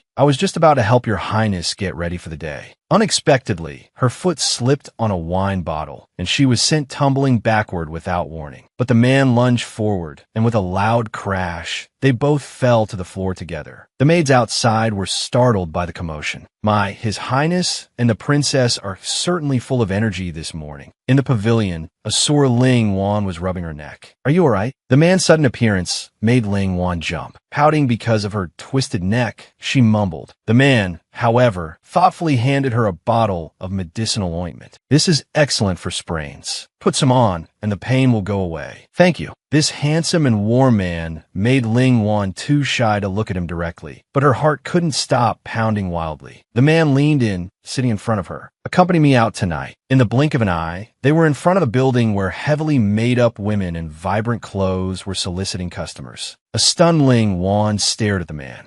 You actually brought me to a brothel? That's right. This is Chuanxiang Pavilion, the largest in the city. Without another word, he pulled the woman into a private room. The man's calm demeanor made this innocent girl from the 21st century sweat nervously. Unexpectedly, the man silently went to the door and locked it. Ling Wan was shocked into silence by this strange move. Agitated, she cursed him in her head. You bastard, if you dare come back, I'll kill you. But before she could dwell on it, the man went to the balcony on his own. Ling Wan, over here. Utterly confused, Ling Wan peeked out. The man had already leaped over to the adjacent balcony. Before she could speak, he motioned for her to be quiet and hurry over. Apprehensively, Ling Wan joined the man, listening to the hushed voices inside the room. Inside is the Empress's nephew, Chun Jiao. To bring down the Empress, we must start with the people close to her. But just then, a loose floorboard beneath them creaked. Hearing the noise, Chun Jiao rushed to the window, but saw no one. Still suspicious, he kicked down the locked door of the next room. Whoever is in there, get the hell out here. Putting on an act, Ling Wan let her robe slip off her shoulder, looking bashful. Oh, I'm so frightened. She then pulled down a curtain, hiding them both. How mortifying. The man's lips curled into a smirk. This woman was quite the actress. From behind the curtain, he spoke slowly. Who dares to cause a disturbance here? Our master is the Empress's nephew, Chun Jiao. I suggest you come out and apologize to Master Chun immediately. Chun Jiao, do you really think your Chun family can run rampant without consequences? As he spoke, he intentionally revealed the token at his waist. Seeing the token, Chun Jiao's man tensed up. You're from the Li family? Since you know, you'd better scram. Knowing he was outmatched, Chun Jiao's man apologized profusely. The moment the door closed, he breathed a sigh of relief. How did we manage to run into the Prime Minister's son? Inside the room, the man calmly straightened his clothes as if nothing had happened. Still shaken, Ling Wan quickly stood up with her back to him. Where he had held her just now, her heart had nearly leaped out of her chest. She turned to steal a glance at him. Thankfully, he hadn't noticed. Unexpectedly, the man suddenly grabbed her hand. Hey, what do you think you're doing? Leaving, of course. Pulled into his arms again, Ling Wan blushed to the roots of her hair. Before she could process it, the man leaped down, carrying her. Caught completely off guard, Ling Wan screamed, burying herself in the man's embrace. A moment later, a terrified Ling Wan slumped to the ground. Your Highness, next time you jump off a building, could you please give a warning first? Amused by her reaction, Xie narrowed his eyes. For the number one assassin, Lin Shi, you're certainly afraid of a little jump. The woman waved her hands dismissively. Because I have a fear of heights. Hearing this, the man suddenly froze. An image flashed in his mind of the last time she'd saved him, the scene of her jumping off a cliff. Thinking of her man, a blush crept onto her face. He then told Lin Wan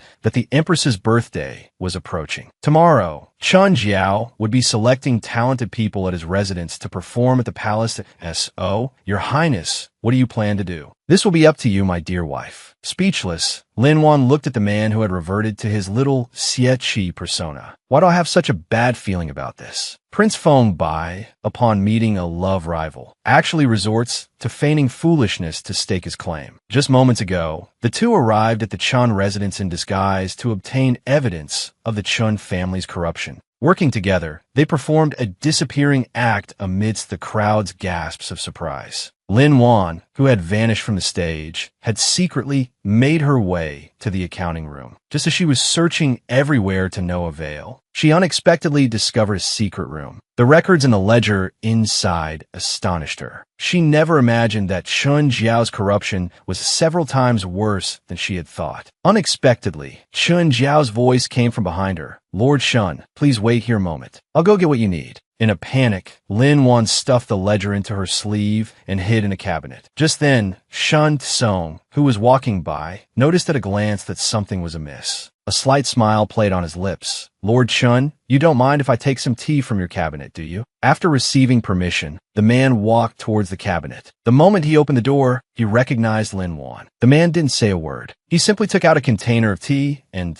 tucked the corner of a robe back inside. Only after confirming the two had left did Lin Wan breathe a sigh of relief. Now walking down the street, she was about to head to the woods to meet up with Xie Qi. Suddenly, she heard the sound of urgent hoofbeats from not far away. In the scattering crowd, a child accidentally fell to the ground. Just as the horse was about to hit him, Lin Wan leaped forward and snatched the child out of the way. She gently comforted the frightened little boy. Just as the rider was about to turn and leave, Lin Wan stepped forward, blocked his path, and demanded he apologize. Seeing this, the man's face filled with disdain. He then raised his long whip, intending to leave. However, the moment the whip was raised, she grabbed it tightly. Losing his balance, he fell from the horse, landing perfectly in a half-kneeling position on the ground. Unexpectedly, the crowd suddenly stirred. The royal guard was coming. Fearing her identity would be exposed, she had no choice but to let it go and quickly leave the scene. Meanwhile, as the man got up, he turned to look at the frightened mother and child. Without a word, he mounted his horse. He then threw down a bag of money and left without looking back. Elsewhere, Lin Wan, having arrived at the meeting point, was looking around for her man. Little did she know, a certain someone was lying on a tree branch, dotingly watching her every move. With a thud, the man suddenly appeared before her, startling Lin Wan so much she stumbled backward. Unexpectedly, she stepped on a branch. Fortunately, just as she was about to fall, the man caught her firmly. Lin Wan looked up at the man, holding her protectively in his arms. Her racing heart made her face flush red again. "Did you find the ledger?" The man's deep voice pulled her back to her senses. Flustered, she quickly took out the ledger. Here it is." Looking at the ledger, the man's expression turned extremely grim. He immediately ordered Li Shuang to hand the evidence over to Shen Kong. Only then did Lin Wan realize that the man in the secret room earlier was one of Xie Qi's men. Just as she was about to ask if they were returning to the residence, the man, noticing something was wrong, pulled her into his arms and hid. At that moment, the rider was looking around as if searching for someone. Seeing this, Lin Wan was puzzled. Why did he follow me here? Hearing this, Xie Qi was surprised. "You know him?" After listening to Lin Wan's account, Xie Qi, who knew the other man's character well, had a bad feeling. In response to Lin Wan's confusion, he explained that this man was none other than the son of Empress Chun. However, as their eyes met, they both found themselves in a strangely awkward situation. "I have an idea. We just need to use the act you're best at." At this, Xie Qi, pretending to be a fool, ran ahead playfully that "I want to catch that big white rabbit." And Lin Wan, feigning anxiety, chased after him. "The little rabbit is gone, Sob. It's all right, my dear husband. Come home with me. I'll make one for you, okay?" This harmonious scene was witnessed by Prince Yu. This woman turned out to be Xie Qi's wife. At that moment, Lin Wan pretended to be surprised and turned around. "How is it you again? I was lucky enough to let you go just now, yet you dare to follow us." The man frowned and snorted coldly, about to turn and leave.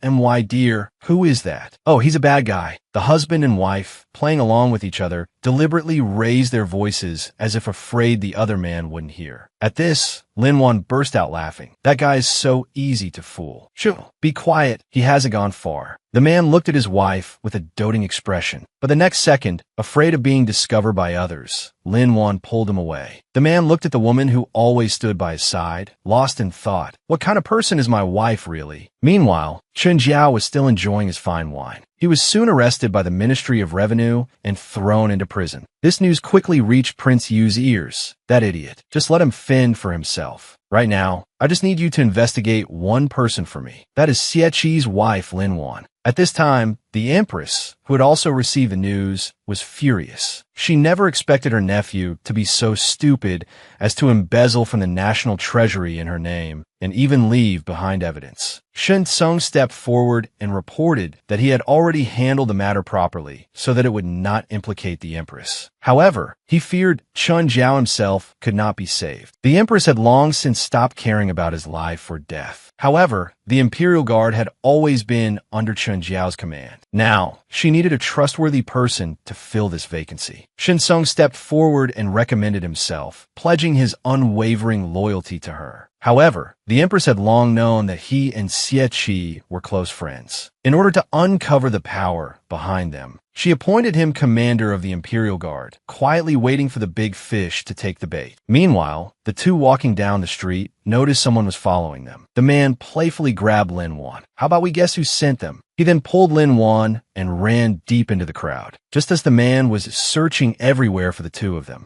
Lin Wan sent the opponent flying with a combination of punches. Just as Lin Wan stepped forward to ask who had sent him, something unexpected happened. He is the exceptionally valiant Prince Zhao, who deliberately pretends to be a foolish prince with the intelligence of a 3-year-old in public. But in order to save his wife from danger, he decided to reveal his true self in front of the enemy. Just moments ago, Lin Wan, having learned she was being followed, sent the opponent flying several meters with a palm strike. But just as she was about to force him to reveal the mastermind, the man threw a smoke bomb and fled the scene. Lin Wan wanted to give chase, but was stopped by Xie Qi. "Don't chase him. I already know who sent him." But when he turned back, he found that the smoke had gotten into Lin Wan's eyes. He gently cupped her face. "Don't rub them. Let me blow on them for you." However, the woman's delicate face made him freeze on the spot. Blushing, he quickly turned his back and held out his hand. "QM, you should probably wipe them yourself." A bewildered Lin Wan squinted her eyes.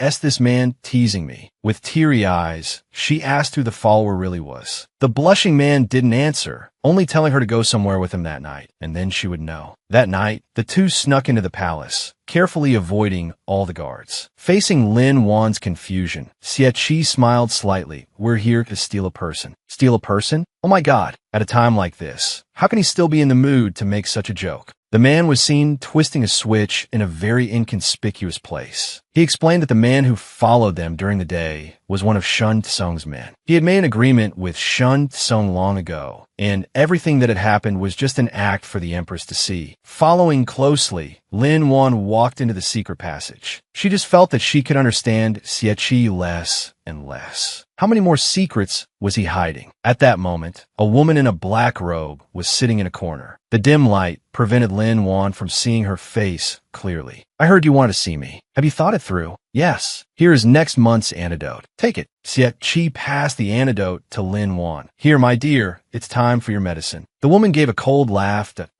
"Oh, it's true. You refuse to kill the Empress for her sake." "The reason I won't kill the Empress, Lin Wan, is only part of it. More importantly, what I want is not just her fear of death, but her repentance for the dead. So, can we cooperate now? Then I shall wait and see." The woman slowly raised her head. In the flickering light was an all-too-familiar face. At that moment, Lin Wan wore a terrified expression. "How could you be the Empress?" It turns out this person is the real Chun Si. The one outside was her younger sister, Chun Yin, who had been impersonating her all along. Chun Si, who had always been close to her sister, never expected this. Her sister was so ruthless. Not only did she poison her and impersonate her, but she even imprisoned her in a dungeon with no hope of escape. Her newborn child was also taken away. It's time to settle this 18-year debt. On the day of the Empress's birthday celebration, guests from all walks of life gathered outside the main hall. Xie Yu, who was there to celebrate his mother's birthday, approached Lin Wan. "That we meet again. I didn't expect the princess consort to know martial arts. Haha, and I didn't expect the prince to be so arrogant." Lin Wan watched the man's retreating back. "Your brother has a strong presence. He seems much more capable than you." Hearing this, Xie Qi suddenly leaned close to her ear. "While I can't compare to him in that regard, I'm better than him in other areas." "Do you want to know what they are?" The woman panicked inwardly. "Why is this guy talking so close to me? You see, I'm very good at pretending to be a fool." The woman thought, is that something to be proud of? Inside the main hall, Chun Yin, disguised as Chun Si, looked down on everything. She had long grown tired of the title Empress. After the 7th month, she would become the first female emperor of the Qin kingdom. By now, the entire palace, inside and out, had been filled with her people, and the real Chen Si, whom she had imprisoned beforehand, had no way of getting a message to Xie Qi. This time, she planned to wipe them all out, leaving no one behind. Just then, chaos erupted outside the hall. A sudden fire gave Chen Yin a bad feeling, but when she tried to retreat, her path was blocked by a falling pillar. Seeing all her men collapse, she realized the smoke was poisoned. That's right, the smoke is poisoned. It only affects those who use their internal energy. Chen Yin heard a voice and looked over. You really were pretending to be a fool. I had planned to kill you today. I didn't expect you to walk right into my trap. Xie Qi held a dagger to her. Your Majesty, the Empress, even at a time like this, you're still dreaming of becoming a female emperor. Shen Xianxing willingly acted as the wife on the surface to create confusion. In reality, the few trusted maids closest to you have long been my people. Your Majesty, the Empress, your plan has failed. But Chen Yin, who had plotted for years, refused to accept reality that I clearly already control. Are you trying to say you control the entire Qin kingdom? Heh,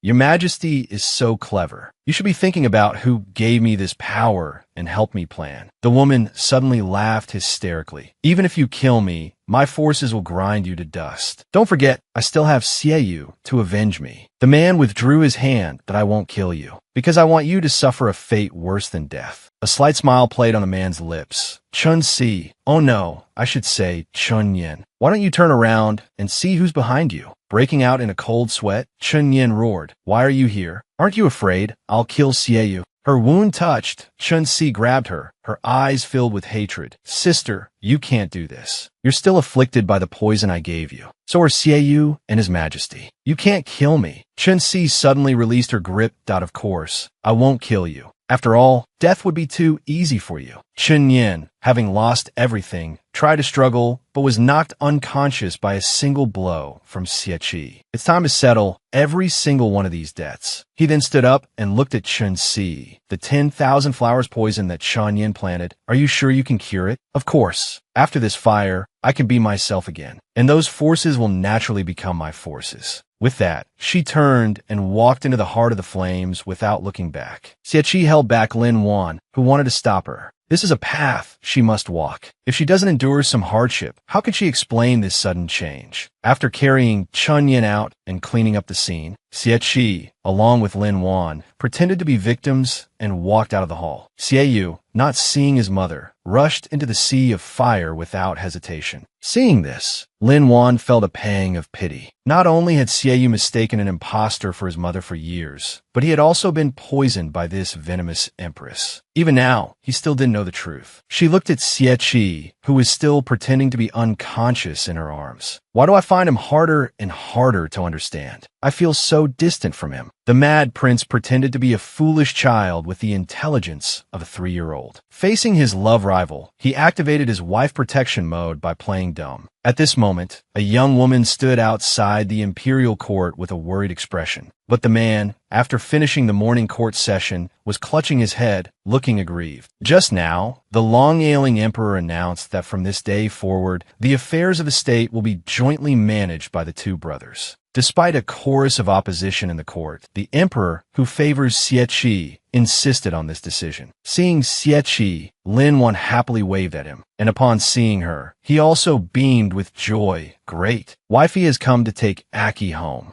Lin Wan was utterly speechless at the sight. This guy was starting to play dumb again. Xie Qi stepped forward with a doting expression, just about to have a moment with his wife. Xie Yu rushed up to her, calling out Lin Wan. This sudden address left Lin Wan momentarily stunned. You should call her princess consort or sister-in-law, not by her first name. I'll call her whatever I want. Little Aki let out a tiger-like growl. Only Aki can say wifey's name. No one else is allowed. Hearing this, Xie Yu was completely speechless that Aki is so childish. He probably doesn't even know what a husband and wife are. Of course, Aki knows. Aki and wifey sleep together. Mother said only husbands and wives can sleep together. Do you think I believe that? Stop deceiving yourself. Everything Aki said is true. You're just a toad lusting after my swan-like wifey. Shame on you. Hearing this, Lin Wan stood by helplessly. Aren't these two childish? Xie Qi wrapped an arm around Lin Wan. Oh my, If we don't go home now, we'll be late for sleepy time. Wifey, let's go. On the way back, Xieqi's expression was blank, but Lin Wan was puzzled. Where is that Empress Jia now? What's your plan going forward? Why don't you tell Xieqi about his mother? He seemed a bit displeased that you're very concerned that I'm hiding it from him. Do you pity him? No, I just think. But before she could finish, he cut her off that, do you think I'm more sinister and cunning than him? He happens to be following right behind us. If you feel so sorry for him, why don't you go and tell him? Lin Wan was about to explain when Xie Yu walked over. Lin Wan, why were you at the shop yesterday? Lin Wan explained it was the Empress's order. Little Aki chimed in. He added, right after we went there yesterday, a lot of people died. Hearing this, Xie Yu was perplexed. Was it really Mother who did it? Aki, step forward, blocking the way that you're not allowed to stare at my wifey. Xie Yu sternly told him to move aside, but the goofy little Aki resolutely refused. Lin Wan watched speechlessly as the two tall men faced off. What is this scene of petty squabbling? One is an eyesore, the other is a genuine fool, not wanting to get involved. Lin Wan was about to slip away, but Aki grabbed her. Wifey, where you going? Don't you want Aki anymore? This pitiful act left Lin Wan utterly exasperated. Suppressing her anger, she forced a smile that of course not. Aki, you've misunderstood. I would never leave you. He held her hand tightly. Then, Aki, can go back and sleep with wifey, okay? Furious, Lin Wan screamed internally, sleep my foot. Unexpectedly, Xie Yu suddenly spoke up. Lin Wan, don't you want the antidote for the Wanhua poison? Hearing this, Lin Wan's heart tightened. He actually knew she was poisoned. He tossed out, if you want the antidote, follow me, and turned to leave. Little Aki held on to Lin Wan, refusing to let go. Aki wants to go too. Aki wants to go too. The three of them arrived outside a large building. Lin Wan was puzzled. How did you know I was poisoned? I had people investigate. Right, this guy. To say something like that so openly. Little Aki put on a scared expression. Wifey, don't go. Don't go with the bad man. My dear prince, you're overacting a bit. However, when Lin Wan opened the door, she saw a man in black bullying an old man. Hearing the noise, the man stopped what he was doing. Before Lin Wan could react, the other party threw a sharp blade. The sharp blade grazed the woman's face and flew directly towards the two bickering brothers. Fortunately, the two of them were alert and quickly dodged it. The man in black with the old man took the opportunity to escape through the window. Xieqi rushed forward and grabbed Lin Wan, who was about to give chase. Wifey, don't you want Aki anymore? Xie Yu watched them escape and said there was no need to pursue. Lin Wan anxiously asked who the two were, but Xie Yu said he didn't know. Xieqi, however, looked at his wife with concern. Wifey's face is hurt. Lin Wan rolled her eyes. Are you addicted to this act? The man's eyes suddenly turned fierce. The person who hurt you must die. Lin Wan stood there, stunned. At that moment, Xie Yu stepped onto the windowsill, preparing to leave. I will find the antidote myself. Xieqi turned to look at him. Why is the prince of you leaving so soon? This play wouldn't be as exciting without you. Seeing this, Lin Wan was completely bewildered. Does he even know what he's saying? Xie Yu was utterly astonished. You really were pretending. The man instantly switched back to his little Aki persona. I always suspected you were feigning foolishness. I never thought you were actually deceiving the emperor. The man, with a look of childlike innocence. What is deceiving the emperor? My lady taught me to speak like a grown-up to avoid being bullied. Are you teaching me to deceive the emperor now? Xie Yu looks speechlessly at Ling Wan. Overwhelmed, Ling Wan breaks into a cold sweat under his gaze. Yes, it's all my fault. I didn't teach him well, so that's how it is. Xie Yu lets out a helpless laugh. Little Aki blinks his big, innocent eyes. Did Aki say something wrong? Ling Wan smiles dotingly that Aki did nothing wrong. Whatever Aki says is right. Unexpectedly, the man sounds more and more aggrieved as he speaks. It's all because Aki is stupid. Aki said the wrong thing that day. That's why the Empress wanted to burn Aki and my lady to death. Hearing this, Ling Wan instantly freezes. Hey, I don't know anything about that. Hearing this, Xie Yu looks at the two of them. The fire that day was set by my mother herself. Yes, the Empress started the fire herself. It was a huge fire, and she killed many people. Ling Wan is stunned, speechless by the man before her. This guy is really getting into his role. But in the next second, something unexpected happens. He was a decisive and ruthless man. But after meeting her, his world was no longer filled with only hatred. He was even willing to give up everything for her. Just now, the group, seeking the antidote for the female lead, arrived at a villa. But in the next second, several darts fly towards the three of them, followed by a giant giant boulder rolling after them. The three flee in a frenzy. They finally stop in a secret chamber, and all the traps just now were clearly meant to lead them here. The moment they open the door, a masked man is sitting there. Your Highness, Prince Yu, you are indeed wise. The Empress's efforts to cultivate you were not in vain. But in the next second, a giant iron net falls from above, trapping them. The man frowns slightly. You deliberately leaked the news of the 10,000 flowers poisoned to me, only to prepare these crude tricks? Your Highness is a smart man. As long as your Highness kills that woman, you will get what you desire. Hearing this, Xie steps forward to shield the woman. You are not to harm my lady. Xie scoffs, I am not foolish enough to come here unprepared. From the moment you set this trap, you were already a dead man. Xie looks at his younger brother in disbelief. Since when did he become so cunning? Your Highness, Prince Yu, what a brilliant strategy. You deliberately brought Prince Zhao and the princess consort with you. You must have guessed long ago who set this trap. It's not hard to figure out. Regardless of whether Xie is truly a fool or just pretending, he is the only one who can threaten the Empress's position today. So from the very beginning, your target was me, wasn't it? At this moment, the iron net trapping them slowly rises. Prince Yu, what courage. Xie looks behind him. I am first and foremost Prince Yu of Qing, and only then the Empress's son. I know what I must do. The man in black relays his orders.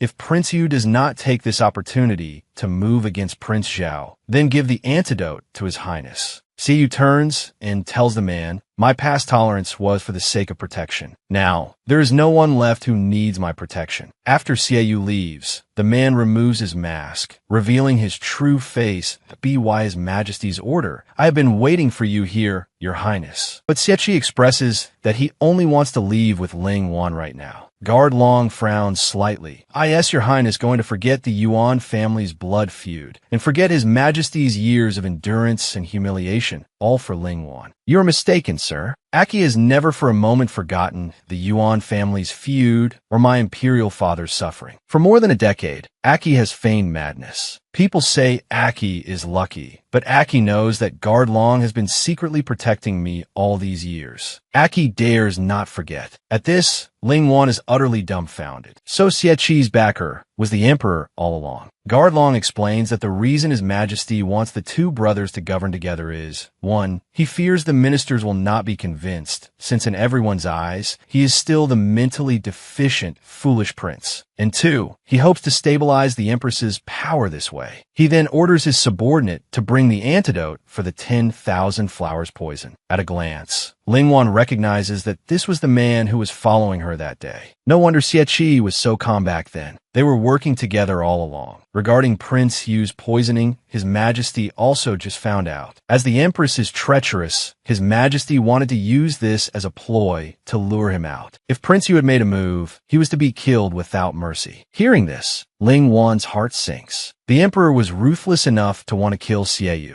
But then the man continues. Although His Majesty understands that Ling Wan was previously constrained by the Empress, he still hopes. The man forcefully cuts him off. Aki thanks his imperial father. As for the rest, Aki has his own plans. There are some things Aki will not compromise on. Please go back and relay this to my father emperor. The cold-faced prince turned around with a doting expression. Lin Wan, eat up. From now on, you no longer have to worry about your life. Seeing the woman take the antidote, the man could finally breathe a sigh of relief. No matter what, I will protect you. After returning to the manor, although Xie appeared as cold as before on the surface, his heart was completely different. Your Highness, we must cut the weeds and pull out the roots. I believe we should kill the poisonous empress directly. But Xie interrupted him, stating that his decision would not change. But as a descendant of the Yuan family, Xieqi's cousin, Shun Tsong, was still unwilling to accept it. After all, only by executing the poisonous empress can they give Wang Ren justice. But Xie was unwilling to argue further. Lin Wan is still waiting for me. I won't chat any longer with you today, sir. At this moment, Lin Wan, waiting outside, was feeling melancholic. She originally thought she was the one protecting Xie, but in reality, he had been protecting her all along. Now that he has control of the situation,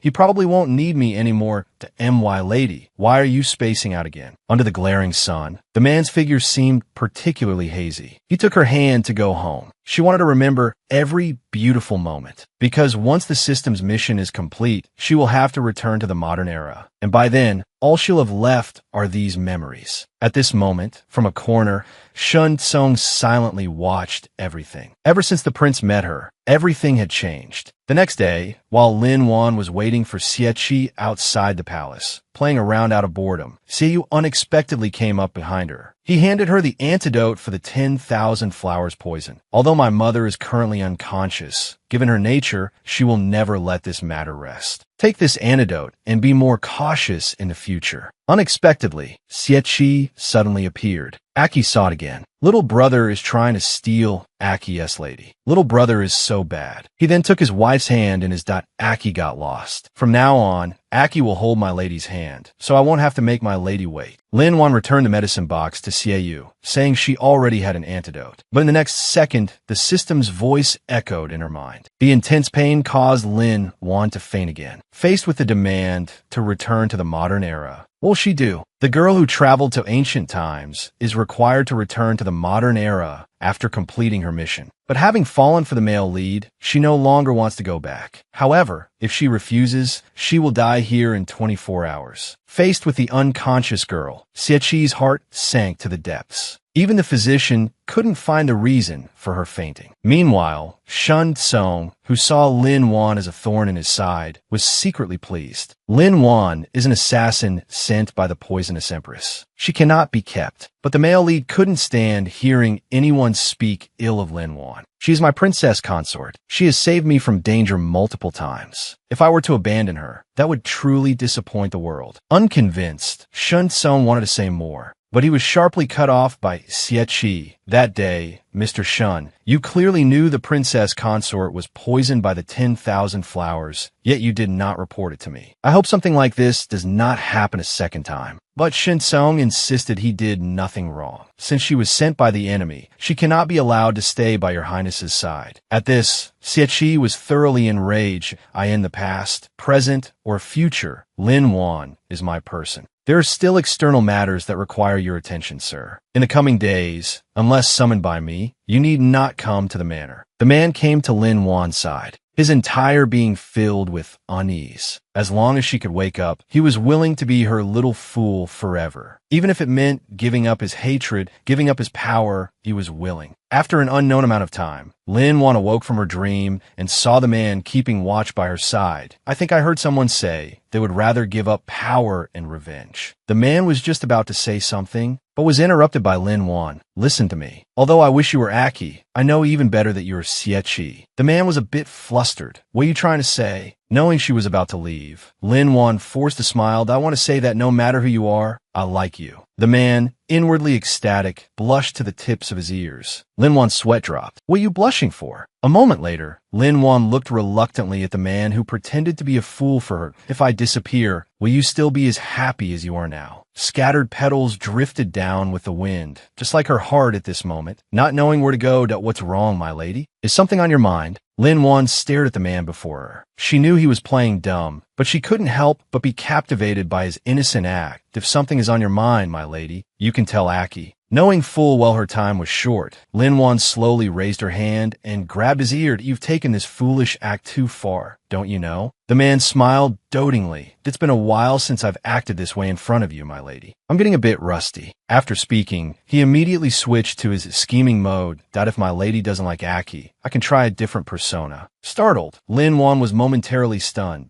And no, that's all right. She recalled the conversation they had while he was unconscious. Lin Wan tried to reason with herself that he's only protecting me like this because he won't allow anyone to defy him. It's not because he cares about me. Yes, that must be it. But the next second, she completely broke down. What do I do? What do I do? I can't convince myself at all. Sobs. Because the system instructed her to return to the transmigration point to cross back. The young woman found an excuse and prepared to head out. But in the next second, an arrow shot past her. Only then did she realize the entrance to the prince's mansion was surrounded by heavily armed soldiers. No way. I was only unconscious for a day. Did Xie fall from power this quickly? Seeing the large, sword-wielding man getting closer, A terrified Lin Wan immediately turned and shut the main gate. She couldn't understand. Wasn't the poisonous empress already captured? Could the new empress have turned on them? Just as she was about to find the man to demand an explanation, he ran over, feigning innocence and waving a small toy tiger. Stop playing this foolish game. I'm tired of it. My lady gets tired of things so quickly. Ever heard of being fickle? All right then, since my lady is tired of it, I'll stop playing dumb. Lin Wan was driven mad by his cuteness. You're not playing dumb now, are you? But you're still trying to act cute with me. Good heavens, what's the difference? The thought of her imminent return to the modern world greatly troubled Lin Wan. That you're under house arrest, don't you know? The man gave a wicked smile. That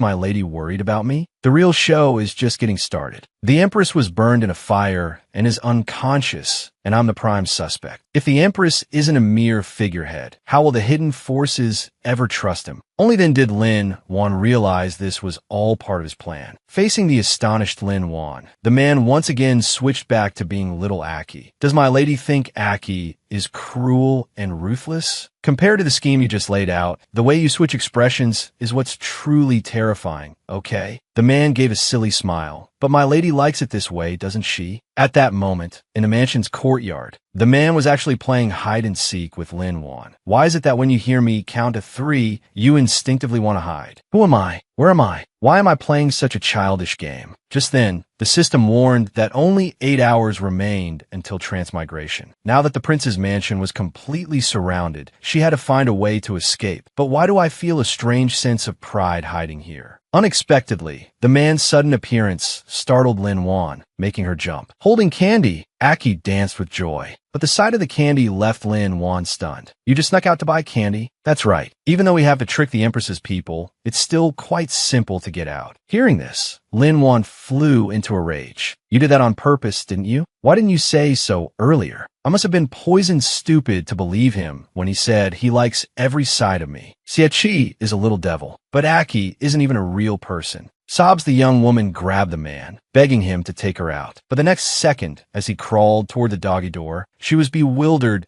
You're not tricking me, are you? You're gonna go out through a doggy door? The man behind her had an innocent look on his face that, of course, I'm using Qin Gong to get out. Aki would never crawl through that. I see it now. You're definitely doing this on purpose. You've been messing with me all day. Sobs, no, I haven't. You're slandering me. Oh, come on. Is using cutesy words like me something a big guy like you should be doing? Right now, immediately. Take me to a place where we can use Qin Gong to fly out. At that moment, after walking for a while, Lin Wan suddenly sensed something was wrong, that I'm about to transmigrate back to the modern world. Why am I walking all this way holding his hand? How can I transmigrate with him around? In order to return to the transmigration point alone, Lin Wan brought Aki to a tea shop, telling him she was going to the next street to buy him a skewer of Tonghalu. Little Aki nodded obediently. Lin Wan gave a dry laugh. If you keep acting cute, I'll pinch you to death. Then, she gently placed a kiss on his forehead. He blushed. She explained that this was how people in her hometown say goodbye. A flash of sorrow crossed the man's eyes. Aki doesn't want to say goodbye. Aki wants to go with his wife to buy candied hawthorns. To grow old together, it's just a skewer of candied hawthorns, isn't it? I can go by myself. My wife looks so guilty. Anyone who didn't know better would think you were about to leave Aki. Her thoughts exposed, Ling Wan's heart tightens. Of course not. As she turns and leaves, Ling Wan doesn't dare to look back. I'm sorry. I'm not from this world. My current identity is fake. My body is also fake. Every single thing is fake. At this moment, her heart is in agony. Arriving at the transmigration point, she screams at the system. Aki, goodbye. Goodbye forever. A girl who traveled to ancient times had found her true love. But now, the system has informed her that she must return to the modern era. If she disobeys, she will die here. But faced with separation from her beloved, her heart aches as if being sliced by a knife. She hates that she cannot be the master of her own life, and she cannot accept a world without him. At this moment, a man walks up behind her. Teary-eyed, Ling Wan lifts her head. When she sees clearly that the person is not Xie, her heart suddenly feels a pang of disappointment. What was she hoping for? Was she hoping he would come looking for her? While you were unconscious, I was waiting for you outside the manor. I told you before, if you don't want to stay in the capital, I can arrange for you to leave this place. Pulled up forcefully, Ling Wan is a bit dazed. Wait, what's with his expression? When did I become so familiar with him? The man's eyes are filled with guilt. It's all my fault. I failed to discover your identity in time. The next second, the man pulls her into a tight embrace. Ling Wan, come with me. The sudden gesture leaves Ling Wan stunned. What is this situation? The plot seems to be developing incorrectly. Is this a domineering young master falls in love scenario? This is too cliché. The key is, even Xie has never held me like this. And this cliché scene is witnessed by Xie, who had been following her all along. He had sensed her desire to leave long ago. He tried time and again to make her stay. But now, she is this heartless, so heartless as to abandon him. Unexpectedly, Xie suddenly kisses her forehead. The shocked Ling Wan feels as if she's been electrocuted, her hair standing on end. Clenching her fist, she sends him flying with a punch. How dare you take liberties with me? Go to hell. At this moment, the system warns. Only 3 hours remaining until transmigration. Ling Wan clutches her aching head and pushes away Xie, who's trying to help her up. Then, without looking back, she runs deep into the forest. His test concluded, the man stands his ground.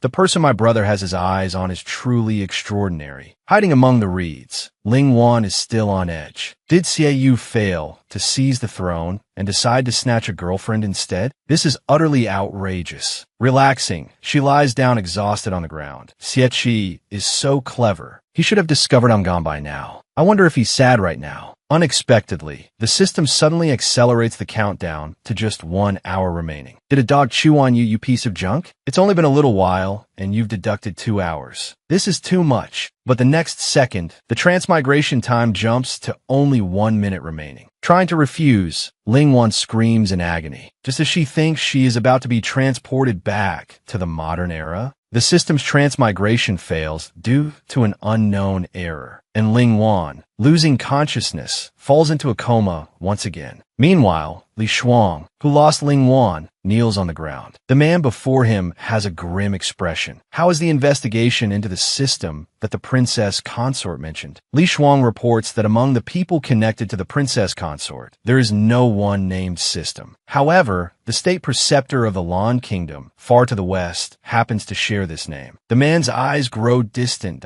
S.O. You wanted to leave me because of him? After an unknown amount of time, Ling Wan, tormented by the system, walks through the streets in a wretched state. She doesn't know if she should feel fortunate that the transmigration failed, because she doesn't know if the system will make a comeback and take her away next time. Suddenly, her thoughts are pulled back by a commotion before her. A group of young children is surrounding a man, mocking him relentlessly. Look, the silly big brother from the big house got dumped by the pretty older sister. That's right, the sister must have dumped him because he's too stupid. You're all talking nonsense. My wife would never despise me. At this moment, disheveled and grimy, he looks as pathetic as an abandoned child. The woman's heart aches as she stands there. Why? Xie is clearly not a fool. In fact, he is more cunning and strategic than Aki. So why is he acting like Aki, letting a group of children bully him? As if words weren't enough, the bratty kids start throwing stones at Aki. Ling Wan dashed in front of the man that I'd like to see who dares to lay another finger on him. If you little brats keep bullying people, I'll spank your bottoms raw. Slightly angry, she turned and wiped the mud stains from his face that you're not a fool. Why would you let this happen? Because I was making a bet. A bet on whether you would come back, on whether you could bear to see others bully me. Luckily, I won the bet. Hearing this, Ling Wan was suddenly taken aback, and tears welled up in her eyes. You fool, you won. The man beamed that I wouldn't lose, because I couldn't afford to lose. But this sentence made Ling Wan wonder, am I just another one of his gambles? Forget it, this is just his personality. So what if I'm a gamble? My lady, let's hurry back. If we stay out too long, we'll scare the fish away. A stunned Ling Wan was completely bewildered. Your mood changes way too fast. To think I was just feeling sorry for your sad face. It seems I was being sentimental for nothing. Seeing this, little Aki started to act pitiful again, and why Lady dislikes Aki again. In his heart, what he feared most was waiting. Because when he was very young, he had already experienced too many partings. He's afraid of waiting, afraid of being abandoned. Ling Wan gently stroked his head. Silly. I will never dislike you, no matter what. Later, Back in the prince's mansion, Lingwan couldn't fall asleep for a long time. Dominated by the fear from the system, her face was streaked with tears. When the system was around, she was both nervous and scared. Now that it's gone, she's even more nervous and scared. But the next second, she was scared out of her wits. A man who had suddenly appeared was draped over her. Heavens, when did he get here? The young woman is forced to travel back to the modern era. At any moment, she could be separated from her beloved. Maybe tomorrow, or maybe the next second. This feeling of unease kept the young woman from sleeping, and the man, who was equally afraid of losing her, secretly climbed into her bed when she wasn't looking. Perhaps only by sticking together can they feel secure. The young woman's eyes were filled with reluctance and heartache. Having transmigrated here, her life has been so difficult after just 1 month. She could imagine that he must have gone through many hardships to survive until now. The next morning, a clear-headed Ling Wan was handling official documents for Aki. Recently, the poisonous empress's forces embedded in the army and the capital have been cleared out. As long as the remnants in the Jianghu and the valley are eliminated,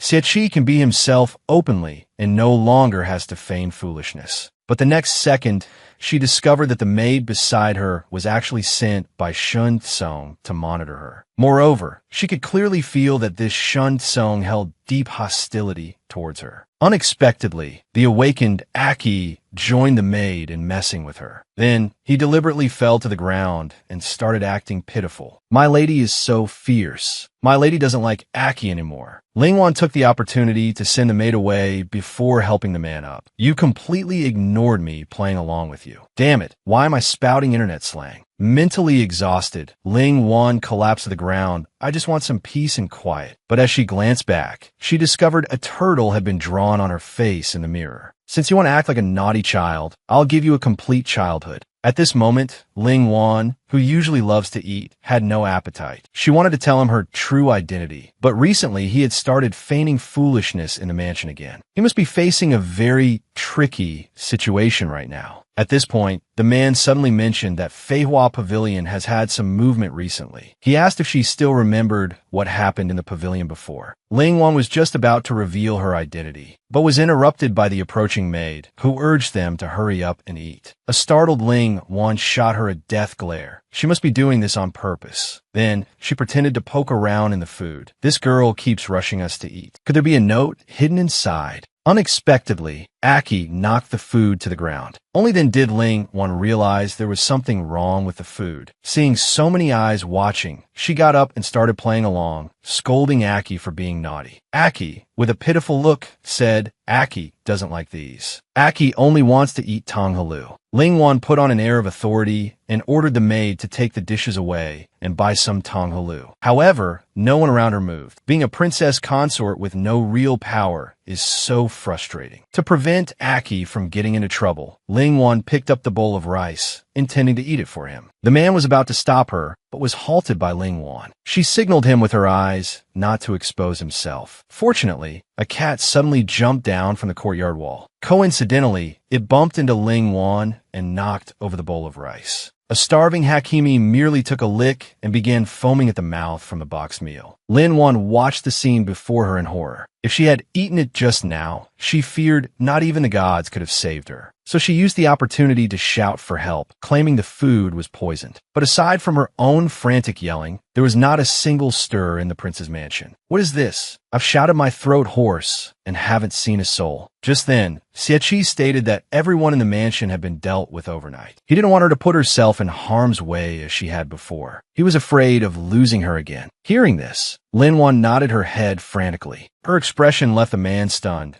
An MY lady is so cute like this. On the other side, Xie, who was in the hot spring pool, had already sensed that something was off with Lin Wan. And on the day of the test, she hadn't recognized him at all. At this moment, a carrier pigeon delivered a report. The moment he opened it, he was completely stunned. Clutching the letter tightly, he let out a crazed laugh. Number 11 has amnesia? She can't remember anything?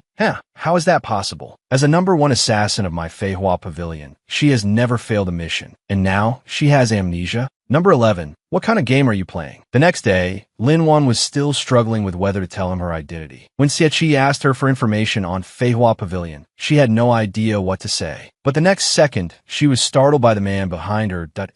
My lady is so naughty. You actually locked the door from the inside last night, so poor Aki couldn't get in. Excuse me? You talk about entering someone else's room with such confidence. Don't think you can do whatever you want just because you're pretending to be a 3-year-old. This baby isn't falling for your act. Does my lady dislike Aki now? I know. My lady must be upset with Aki for not doing anything to you when we slept, right? Heh, could you be any more shameless? The man suddenly looked at Lin Wan with a serious expression.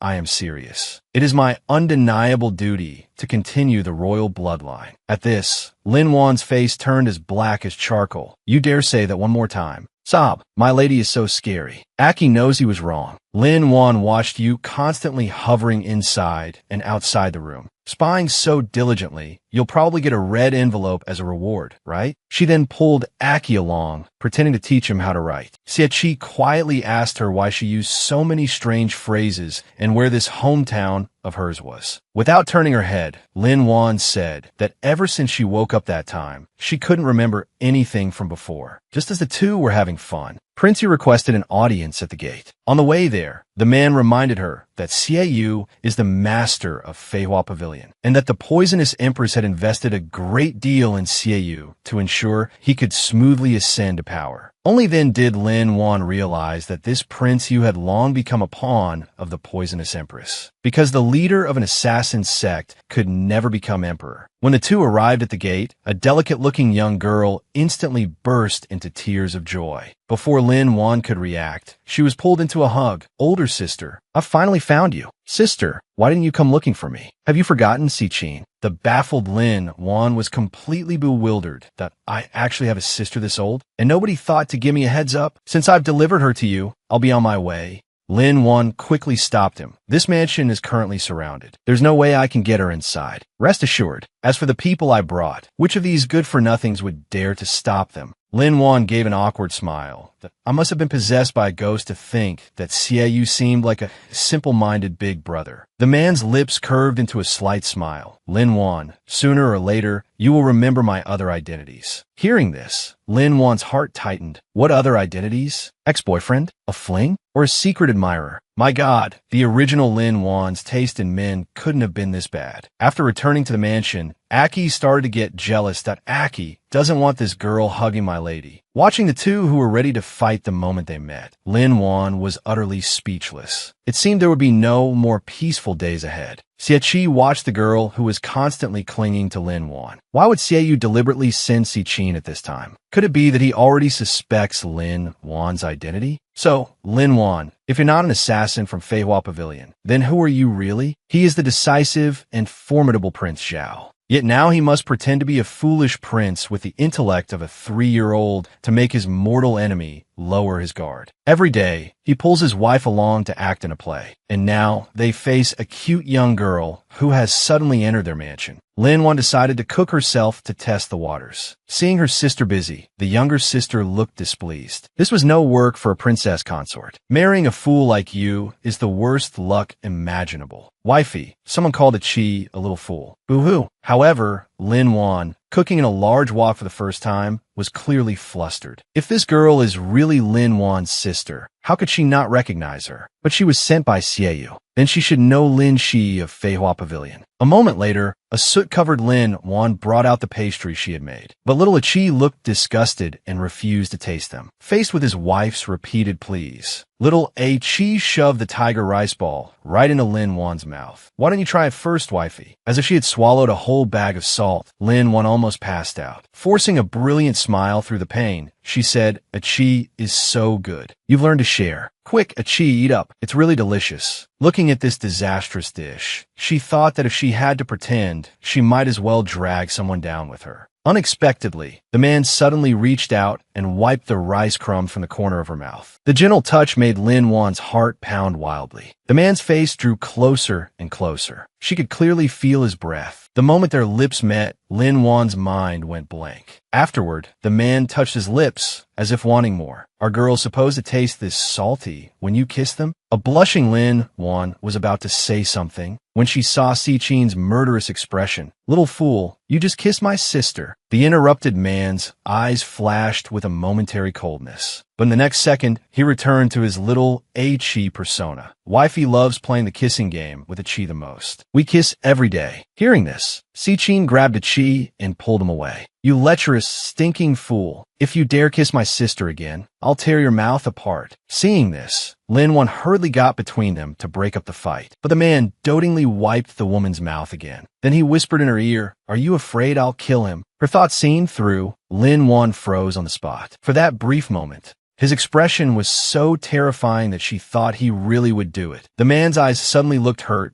Is wifey pushing a Chi away for someone else again. And as for Prince Yu's current feelings, the woman's heart tightened at his words. Is he being jealous? Or is it his possessiveness? Unexpectedly, the man swallowed the rice ball in one bite. A Chi will be good and eat. Don't be angry, wifey. Tui tui tui. So salty. The rice is poisoned. The rice is poisoned. Boo-hoo. A Chi is going to die from the salt. The mischievous Si Chin burst out laughing. Good thing I'm so smart. I stuffed lots of salt into the rice ball. Serves you right, you little fool, for bullying my sister. No one is allowed to hurt my sister, ever. At night, an exhausted Lin Wan was about to rest when a dagger was suddenly held to her. Quick, tell me who you are. Where is Lin Shi? Terrified, Lin Wan broke out in a cold sweat. You need to calm down. I am Lin Shi. You're lying. Lin Shi is a famously cold-blooded assassin. You're not her at all. Lin Wan's expression changed. She indicated that she had amnesia and couldn't remember anything. But the young girl refused to believe it, and no matter how much memory someone loses, their personality can't possibly change. Hearing this, Lin Wan tried her best to explain. What if the me you see now is my true nature? What normal girl wouldn't want to be a little princess? Who would want to have a cold face all the time? Hearing the word princess, Si Chin hesitated for a moment. But the next second, she pulled open the young woman's outer garment. Even if my sister has amnesia, she would never forget me. However, the birthmark on her shoulder was truly there. Only then did she have to believe that the person before her was indeed her sister. Elsewhere in the prince's manor, Li Shuang, having returned from his investigation, reported that he found no information on Si Chin's identity at Feihua Pavilion. And just now, she had almost attacked Lin Wan. The man gave a devilish smile that a small matter like this is nothing to Lin Wan. Otherwise, why would I be so fond of her? Taking over, Li Shuang pouted and muttered something. The man's expression changed. Tell Xiao Tao to return to the manor. With him here, Si Chin should be unable to keep pestering Lin Wan. On the other side, Si Chin, who had been suppressing her emotions, was hugging Lin Wan and crying her eyes out. Sister, I'm sorry. Si Chin was just afraid of never seeing you again. That's why I did that. Without you, sister, Si Chin has no other family in this world. Lin Wan gently held her. Just as she was about to comfort her, the young girl suddenly asked, Since you have amnesia, sister, does that mean you've forgotten about Prince Yu too? Hearing this, Lin Wan was instantly stunned and oh wait. Did I really have something going on with Prince Yu before? If so, he's way too good at acting. Are these two brothers professional actors or something? So dramatic. The next day, Aki, as usual, was putting on an act with his wife in the manor. A woman was following them from behind. Si Chin lunged forward and grabbed the woman. But Lin Wan was already used to being followed, that it's no big deal. Let her go. The young girl was all smiles one moment. But as soon as Lin Wan left, her expression changed instantly. Quick, tell me, whose side are you on? Meanwhile, the woman in red was tending to her flowers. The person I sent was discovered? Very well. In that case, I'll go meet her myself. I want to see who it is that has so captivated the prince's heart. The supposedly brilliant Prince Zhao would never have expected that the confidant he had cultivated for years would almost kill his wife. Just a moment ago, a woman in red had suddenly arrived at the manor. However, to Lin Wan's surprise, this stunningly beautiful woman was the prince's concubine, and she had married into the manor 7 years ago. Lin Wan, who had never heard a whisper about this, was was instantly stunned. This is too much. That guy has had this young wife for so long. Why did no one tell me? After making her appearance, Xiao Tao politely bid farewell to Lin Wan. But upon returning to her courtyard, she found her subordinate beaten to a pulp. Seeing this, the woman burned with rage that we are both the prince's wives. How dare she disregard me? Xiao Tao snuck out of the manor and arrived outside a cave. She mistakenly believed that the prince asking her to return was a hint to eliminate the Jiaoling sect. As long as I kill this woman, I will be the only favorite by the prince's side. I'll no longer be the brainless, busty human shield everyone talks about. And the position of the prince's #1 female strategist will be mine, Xiao Tao's. But the timid woman was terrified after just a few steps and was instantly frightened by the insects in the cave. At that moment, a man was sitting in the depths of the cave, his eyes glinting coldly. I thought the concubine was so capable. I didn't expect her to be such a coward. The woman, scared out of her wits, was crying her eyes out that a scholar can be killed, but not humiliated. Deduct half my silver. Half. Back in the manor, a woman hiding in a corner silently observed Lin Wan's every move. My poor prince, having to act alongside these two idiots every day. Today, let me help you out of this predicament. And so, she released the poisonous snake she had gotten from Sorcerer. Instantly, screams filled the manor. The woman let out a triumphant laugh. However, when she turned around, she found Lin Wan holding the snake, looking excited. Her triumphant smile shattered. She watched in petrified horror as the snake she feared most was in the other woman's hands, just like a toy. The moment Lin Wan let go, the fleeing snake shot straight towards the concubine's neck. The terrified woman instantly flew into a panic. A snake. Help! A moment later, the undeterred woman made her next move. After all, she was Prince Xiao's concubine, his strategist, and the president of the CS Sansui Support Club. As long as I can get Lin Wan to drink this poisoned soup, even a small sip will be enough. But Lin Wan suddenly appeared from behind. Startled, the woman flinched and knocked over the poisoned soup. Oh no. I think I drank some of the poisoned soup. A stunned Lin Wan leaned closer. The woman shrieked in terror. Did I just drink it? Did I drink the poison? I think so. A bewildered Lin Wan replied. The next second, the woman ran for her life back to her room. Boo-hoo, I'm going to die. I accidentally drank the poison I brewed myself. Boo-hoo. Meanwhile, a sharp pain suddenly shot through Lin Wan's abdomen. She couldn't understand. She was sure she hadn't drunk the poison, so why was she poisoned? Faced with an unconscious Lin Wan, the man just sat there playing with a doll. This nearly drove Cixin, who adored her mistress, mad with anger. If anything happens to her, I swear I'll kill you and send you down to accompany her. Unexpectedly, Shun Tsung suddenly appeared, saying he could treat the princess consort, and his elegant and refined demeanor left Cixin momentarily mesmerized. This person seems so gentle. Little Aki clapped his hands cooperatively. That's right. Mr. Shun's medical skills are the best. He even cured the injured Little Huang. Besides Little Huang, there's also Little Hua, Little Hei, Little Bai, and many, many more. Shun Tsung was about to bow and salute, but Cixin pulled him inside. What's the point of paying respects to that foolish prince? Hurry up and treat my mistress. A moment later, Shun Tsung looked at the blackened silver needle. He stated that the princess consort was merely poisoned and not in serious danger. Hearing this, Cixin exploded. She was poisoned unconscious, and you say it's not serious? Merely? Do you ever consider other people's feelings when you speak? I mean that there is an antidote for the princess consort's poison. We just need to find the witch doctor who did it. Cixin then asked for the witch doctor's location. But little Aki waved his hands.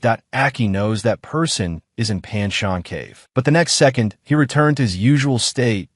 So, are you planning to go find the antidote? Seeing this, Cixin realized the man had been feigning foolishness all along. But this scene greatly surprised Shinkong. He didn't expect the prince to reveal his true self at this moment. And why would he trust a mere servant girl? At that moment, an anxious Cixin rushed out the door to find the antidote. A stunned Shin Tsung watched her leave. I wasn't finished talking. I know where to get the antidote. Just then, Xie looked at the suddenly arrived Shin Tsung. I have said before, the prince stated, without my summons, Mr. Shun need not come to the prince's residence. I only saw Xiao Tao return to the manor and thought your highness might have some arrangements. Unfortunately, your highness only wanted to use her to provoke the princess consort. Mr. Shun, you may be intelligent, but you do not understand the affairs between men and women. I know Lin Wan's heart perfectly well. There's no need for others to test it. Xiao Tao's return to the manor had its purpose, but it's a pity she's more of a liability than an asset. So, Mr. Shun, why did you appear here? I fear you conspired with Xiao Tao to poison Ling Wan. Your Highness seems to forget that I do not associate with fools. Nowadays, only Your Highness would keep a foolish woman like Xiao Tao around due to childhood sentiment. Previously, Xiao Tao was a decoy, causing chaos in the manor to confuse the Empress Dowager's spies. Other than that, I'm afraid she's utterly useless. At this moment, the unconscious Ling Wan discovered her system was in chaos. Then, the connection was severed. A moment later, the regaining Ling Wan's eyes shot open, and she subconsciously called out, "System." This made the man beside her's heart tighten. Him again? Who on earth is this system to you? So much so that you can't forget him even with amnesia. Just then, a returning Sichin kicked the door open. These damn guards. They actually blocked me from leaving. When she saw that Ling Wan was awake, she rushed forward. Sob, "Sister, you're finally okay." "Sister, let me tell you, this little fool has been pretending all along. He's been deceiving you." "Wife, she's calling me a little fool again."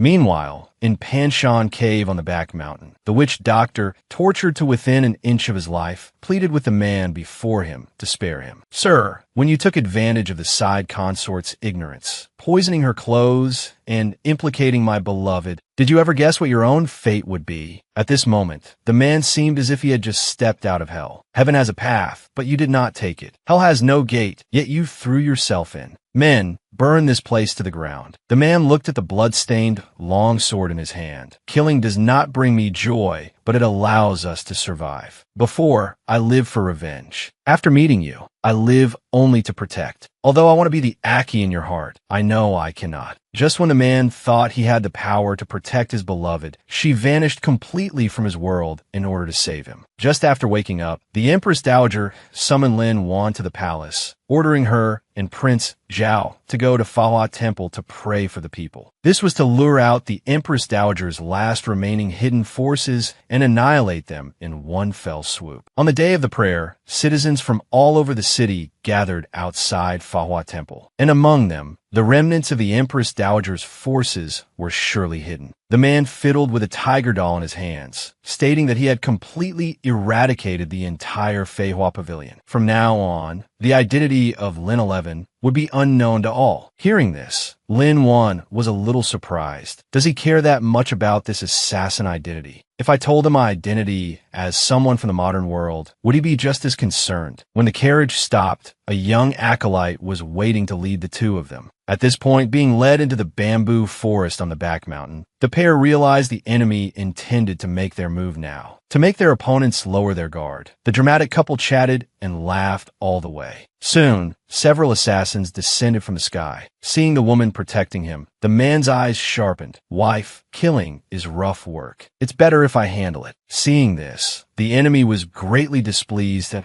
S.O. Prince Zhao was indeed feigning foolishness to deceive the world. Lin Wan deliberately shielded Xie Qi behind her that "I know you are the Empress Dowager's people. If you know what's good for you, surrender now." A few men, certain of their victory, stepped forward. "You won't be leaving here alive today." Seeing the time was right, Lin Wan pulled the man aside. The next second, a large net hidden under the dead leaves ensnared all of them, having captured them in one fell swoop. Lin Wan beamed with joy. "Sorry about that." Then, she put her palms together to ask for Buddha's forgiveness. "Killing in a Buddhist temple. May the gods not blame me. This has nothing to do with Aki." The man stared intently at Lin Wan, at this woman who was solely devoted to him. But the next second, she happily cupped his face. "I'm sorry, Aki. I know you wanted to do it yourself, but we had an agreement. From today on, you don't have to pretend to be a fool anymore. You can be yourself, openly and proudly." Her next action made the man's face flush red, but the beautiful moment was short-lived. A stray arrow suddenly struck the woman. Her heart tightened at Aki. "There's an ambush in the woods. This arrow is poisoned. We have to leave quickly." Hearing she was poisoned, the man's entire heart trembled. He thought he finally had the ability to protect her, yet now she was hurt again because of him. Seeing the enemies closing in, Lin Wan endured the sharp pain and broke the arrow shaft. Seeing this, the man's heart ached for her. Lin Wan, go. I'll handle this. But Lin Wan, solely focused on protecting him, drew a long sword from her folding umbrella and told him to leave quickly. Just then, Li Shuang arrived on the scene with reinforcements. But after fighting for a long time, the number of assassins didn't decrease. Instead, it grew that we had everything deployed beforehand. Why is this happening? Seeing that a battle of attrition would be unfavorable, Lin Wan wanted to send Xie away. So she offered to stay and defend, telling him to find the right moment to check the situation on the perimeter. But the man refused to leave.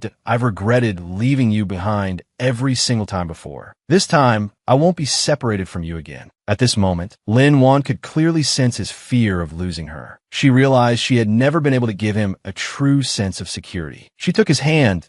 Aki, I'll be fine. When you come back safely, I'll tell you a secret about my true identity. However, in this life or death moment, he didn't care about any of that. I don't want to hear it. All I know is that you're injured right now. Before he could finish, Lin Wan spun around and knocked an assassin to the ground. Don't worry. Even injured, dealing with a few rookies is more than manageable. Given the situation, there must be a problem with the perimeter deployment. For the sake of the bigger picture, you must go and investigate. After she fought her way to create an opening, the man could only grit his teeth and run towards the perimeter. Lin Wan, wait for me. You have to wait for me to come back. At that moment, Lin Wan raised her long sword domineeringly.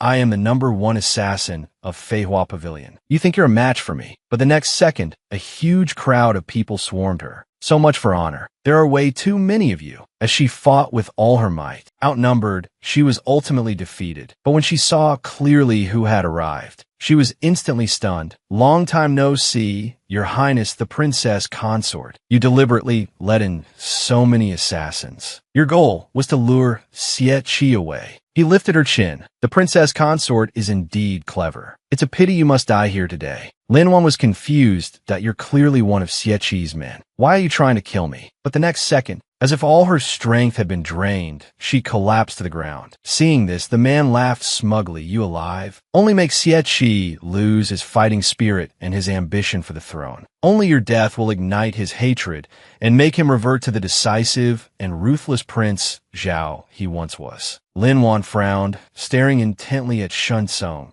I say Xie like that really a good thing? Whether it's good or bad has nothing to do with me. Unfortunately, I only obtained a little bit of power from the Poison Empress, and it's far from enough. Only by having Xie and Xie destroy each other can I get what I want. It was only then that Lin Wan realized his goal was to seize power for himself. After Shen Tsung gave the signal, his men moved to take Lin Wan's life. But the next second, a stray arrow struck his wrist. Just then, Si Qin ran anxiously towards Lin Wan. Seeing her sister's pained expression, she was filled with hatred. Think that the master healer I so admired is actually a demon. His survival at this moment was clearly unexpected. To think his long-planned scheme was actually ruined by a little girl. I'm sorry to have disappointed you, but with just a little girl like you still expect to escape with him? Stop dreaming. Si Qin let out a cold laugh. When did I ever say I came alone? A sudden movement startled the birds in the forest into flight. Seeing this, the man's heart tightened. An ominous premonition filled his body. Meanwhile, a carriage sped through the forest. Inside, a man was tightly holding Ling Wan's hand. His eyes were filled with heartache and guilt. I'm sorry. It's all my fault for finding you so late. Barely conscious, Ling Wan couldn't see the person before her clearly. She weakly asked where they were going. The man's thin lips parted slightly. That we're going home. Back to your real home. Meanwhile, the returning Xie's heart sank to rock bottom. The most important person in his life was gone. He had conquered the world, but lost the woman he loved most. He searched every place she could possibly be, but couldn't find a single trace of her. At this moment, he would willingly give up everything just to have her back. This made the long-scheming Shun Tsung feel like he was on pins and needles. He even ignored all attempts to stop him and barged directly into Xie's study, urging him not to let romantic affairs delay the grand enterprise. Although the Poison Empress's forces have been eradicated, the Prince of You still needs to be dealt with. The man's brows furrowed, unwilling to hear another word from him. After Shen Tsung left, a figure emerged from behind the screen. He truly is a venomous snake, flawless in his schemes. However, it seems he miscalculated one thing. The bond between us brothers is far stronger than he imagined. As a double agent for the Poison Empress, Shen Song now has her remaining forces and the Yuan family under his control. No wonder he carries himself as the most powerful official. Blinded by his lust for power, it's clear to me his ultimate goal is the throne. But Xie remained unmoved, as if he had lost his soul. Angered, Xie extended her hand. I get it now. You're just trying to slack off, so you pushed the throne onto me, didn't you? You were clearly the wise ruler Father Emperor and Mother Empress had in mind, yet you're deliberately choosing to give up. The man looked down at the tiger doll in his hand, the one Ling one had made for him. This throne is no longer what my heart desires. Seeing this, Xie was exasperated. Are you still waiting for her? A long time ago, she was Lin Shi of the Feihua Pavilion. Cold and heartless, she always kept others at arm's length. She was very different from the Ling Wan who was later by your side. The first moment I saw Ling Wan, I knew she wasn't Lin Shi. As Ling Wan, she became so cheerful by your side. She must have been very happy with you.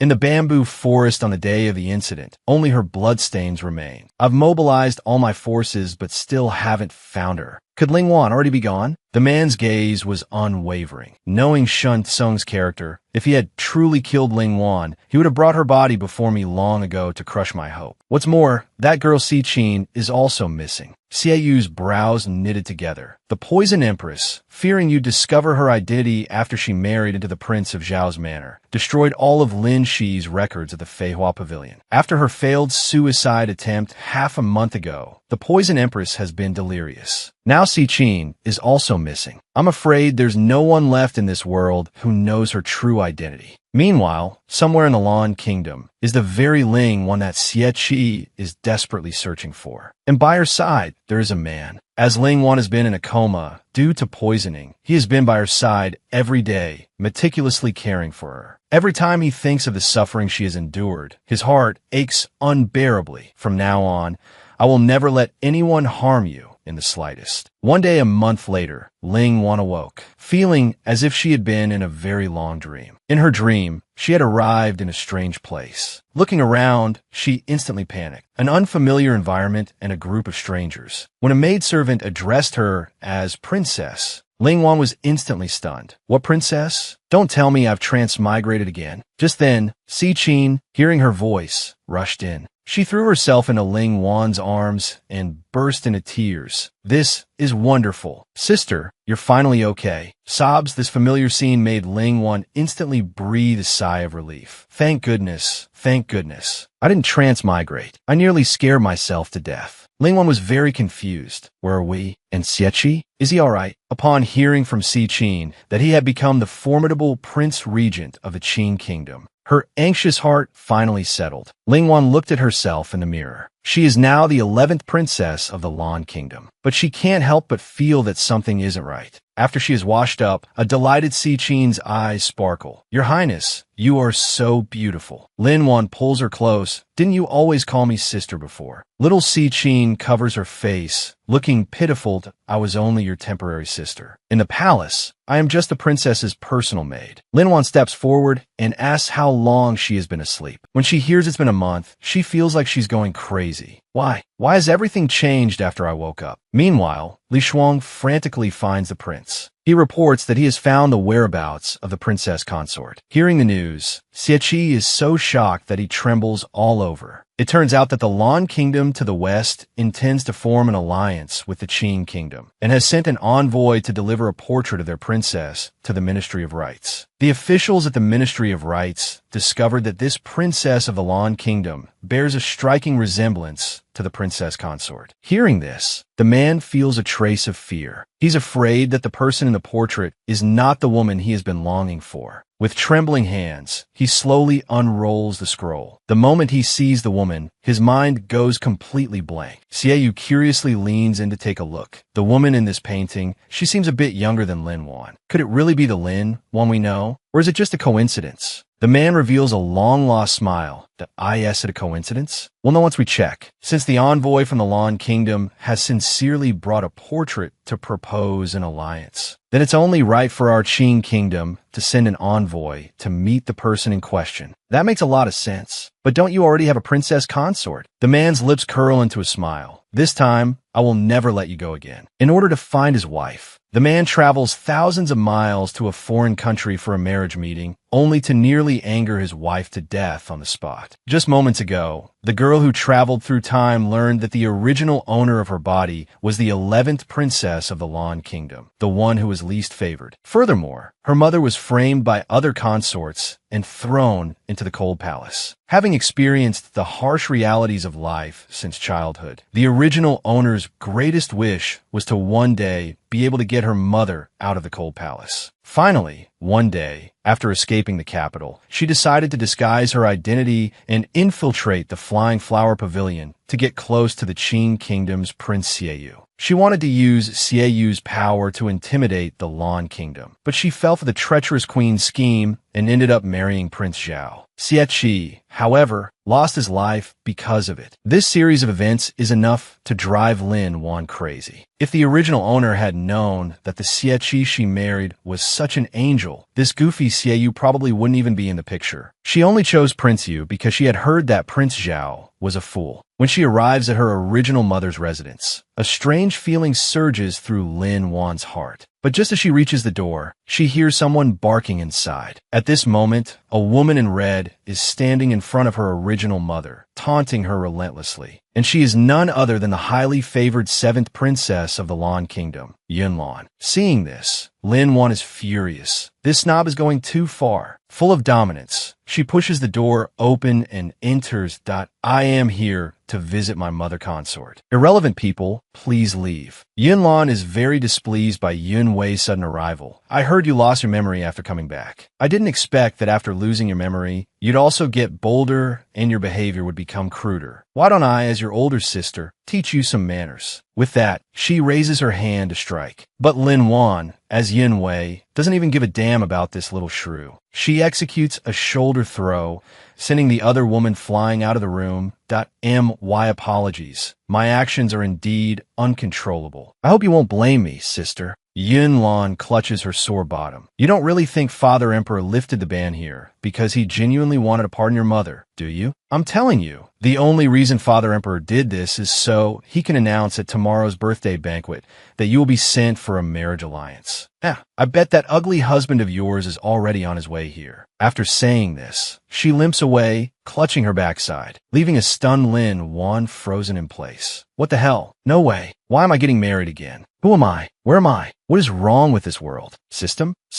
Where have you run off to, you bastard? Oh heavens, someone save me. At that moment, the sound of a soft, urgent cough pulls Lin Wan back from her thoughts. She hurried to the woman's side, but not being the real Yun Wei, she couldn't bring herself to call her mother. However, Consort Qin saw right through her thoughts. Where, you don't want to go through with the political marriage, do you? Lin Wan lowered her gaze, indicating that someone was waiting for her somewhere far away. Heartbroken for her daughter, Consort Qin was filled with guilt. It's Mother Consort's fault. I was useless and failed to protect you. Princess Yunlan was supposed to be the one to marry him. She was unwilling, so your father emperor wanted you to take her place. So, you should run away now. Run far, far away. At this, Lin Wan's tears flowed uncontrollably. Mother Consort, Wei-er has grown up. Wei-er will not run away and leave you all alone. Now, it's my turn to protect you. Meanwhile, on the other side, still on his journey, Xie looked at the flower in his hand. She grew up in the cold palace, so even if she slipped out of the country, no one would have noticed. So, your highness believes that the princess consort is the one who secretly left the palace? Whether she is the 11th princess or not, we will know once we meet her. I just don't understand. If it's really her, why hasn't she come to find me after all this time? On the day of the Lawn Kingdom Emperor's birthday banquet, everyone was waiting for the arrival of the envoy from the Qin Kingdom. Yunlan had a gloating expression that I heard your future husband is incredibly ugly and violent by nature. You'll see him in person in a little while. Aren't you excited? My dear sister. Lin Wan couldn't be bothered to respond, but she found the description strangely familiar. Just then, a man walked slowly into the grand hall. His unique, imperial aura stunned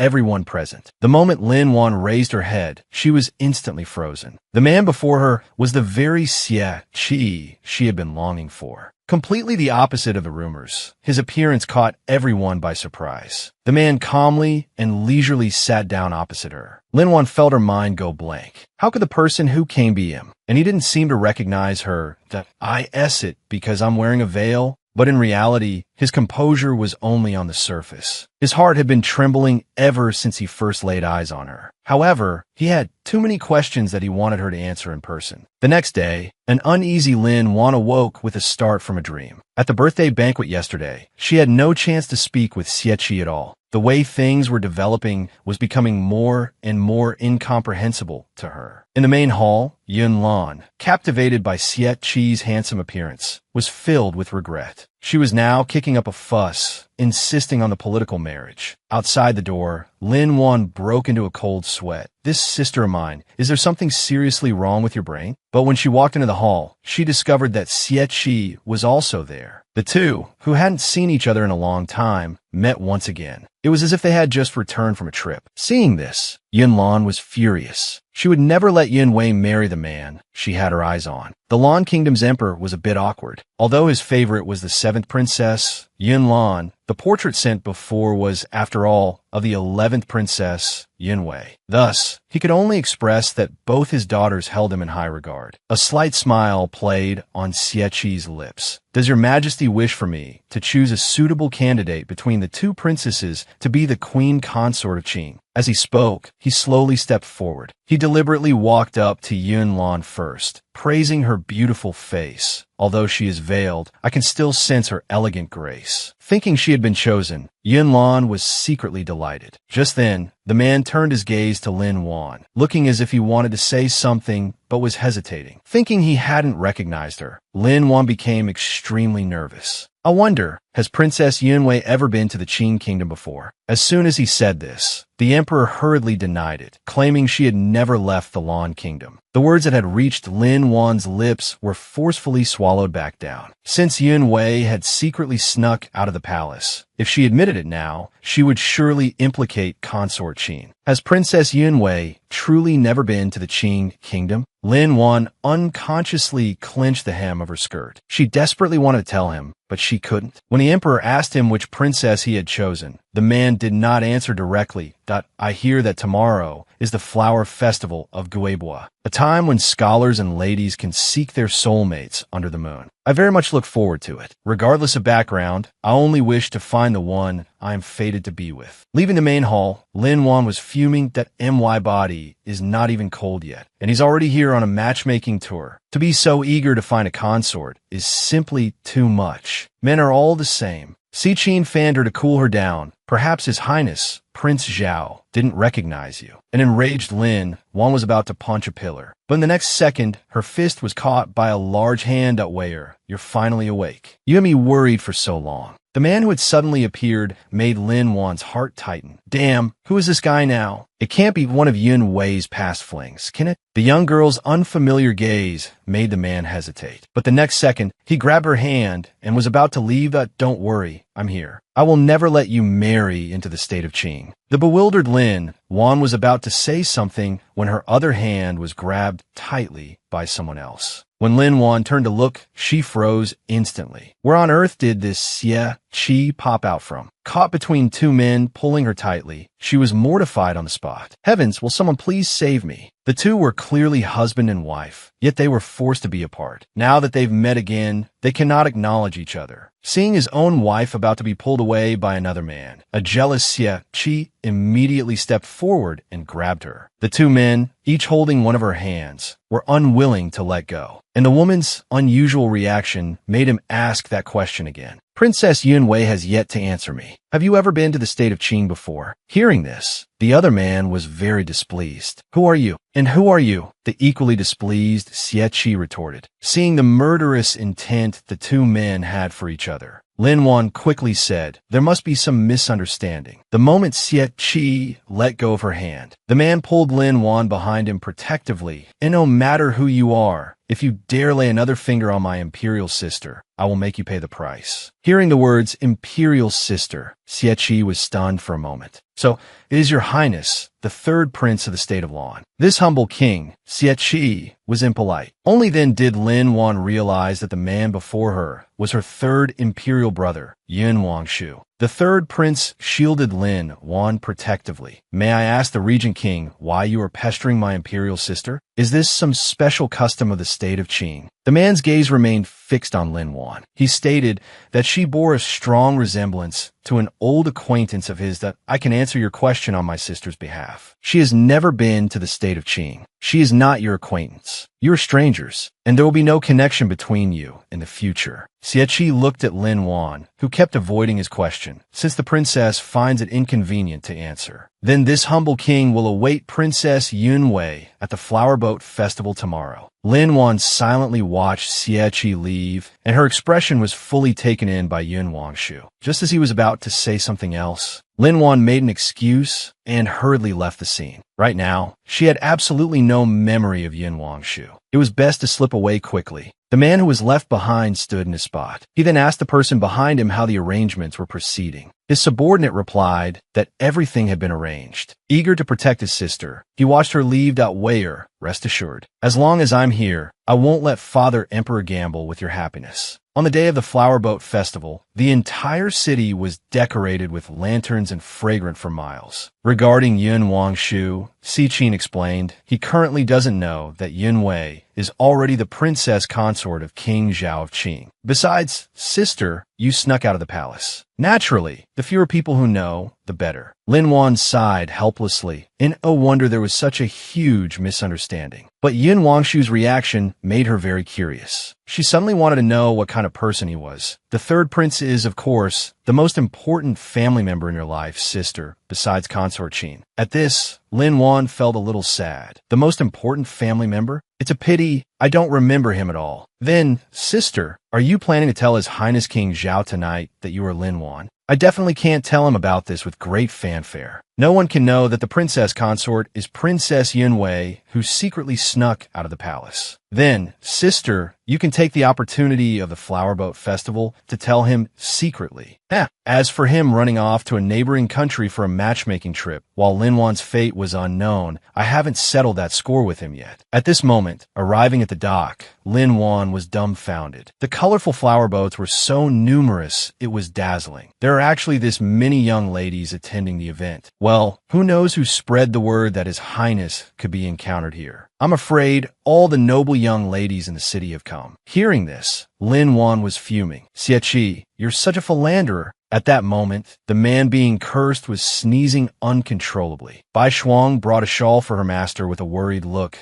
I heard that the princess of the state of Lan has a very cold personality, vastly different from the princess consorts. Can she really be the princess consort? A slight smile played on the man's lips. Whether it's her or not will be revealed soon enough. If she is Lin Wan and finds out I'm here for a political marriage, I'm afraid she'll be furious. Meanwhile, Lin Wan, stuck by the riverbank, was furious. This is outrageous. I can't believe there are boat jams, even in ancient times. How long will it take me to row to the center of the lake? Xi looked around. Sister, have you noticed? It seems like these boats are intentionally surrounding us. Seeing this, Lin Wan instantly realized that the girl Yun Lan was behind this mischief. It was all to trap her here, unable to move. On the other side, Yun Lan looked smugly at her masterpiece.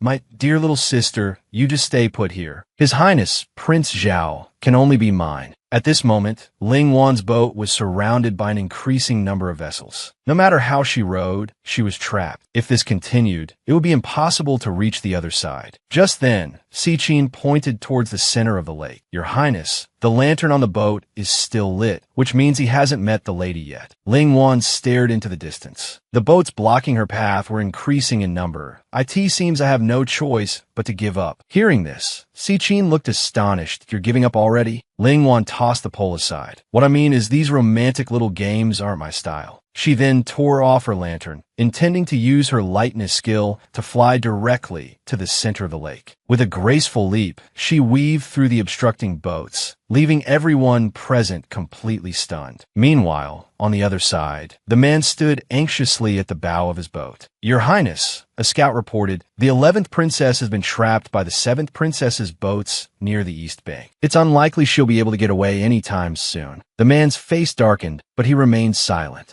Only his tightly clenched fists, cracking under the pressure, betrayed his feelings. "If your Highness is worried, I can go and fetch the 11th princess right now." The man stared at a point in the distance. "There's no need. The person I'm waiting for won't be so easily defeated by a small obstacle." The man's stubborn refusal to admit his worry left Li Suang speechless. He was clearly so nervous he had to come out for air. He must be dying of anxiety inside. After a long while, still no boat had approached. The man in the center of the lake, about to explode with frustration, clenched his fists. "Has my stock really fallen this low? It's likely the 7th princess has intercepted all the young ladies from noble families who were trying to approach you." A moment later, a pink boat gradually drew near. So, could the person arriving be her? He had thought he had lost the love of his life. But here she was, appearing before him under a different identity, to reunite with his wife. The man had traveled 1,000 miles to a foreign land for a matchmaking event, only to be unexpectedly mobbed by all the eligible ladies of the city. Even his wife was blocked from meeting him by a villain, making the man so anxious he nearly jumped into the river. After a long wait, a pink boat gradually drew near. On board, a coerced Yunlan was rowing for her life, forced into manual labor by Lingwan. The man stared, transfixed, at the figure in the distance. He knew it. He knew she would find a way to get to his side. Lingwan grabbed her lantern and leaped into the air. Soaring through the sky, she was like a fairy rushing towards her beloved. The two, who longed for each other, were now just inches apart. In this moment, he could feel his own heart pounding wildly.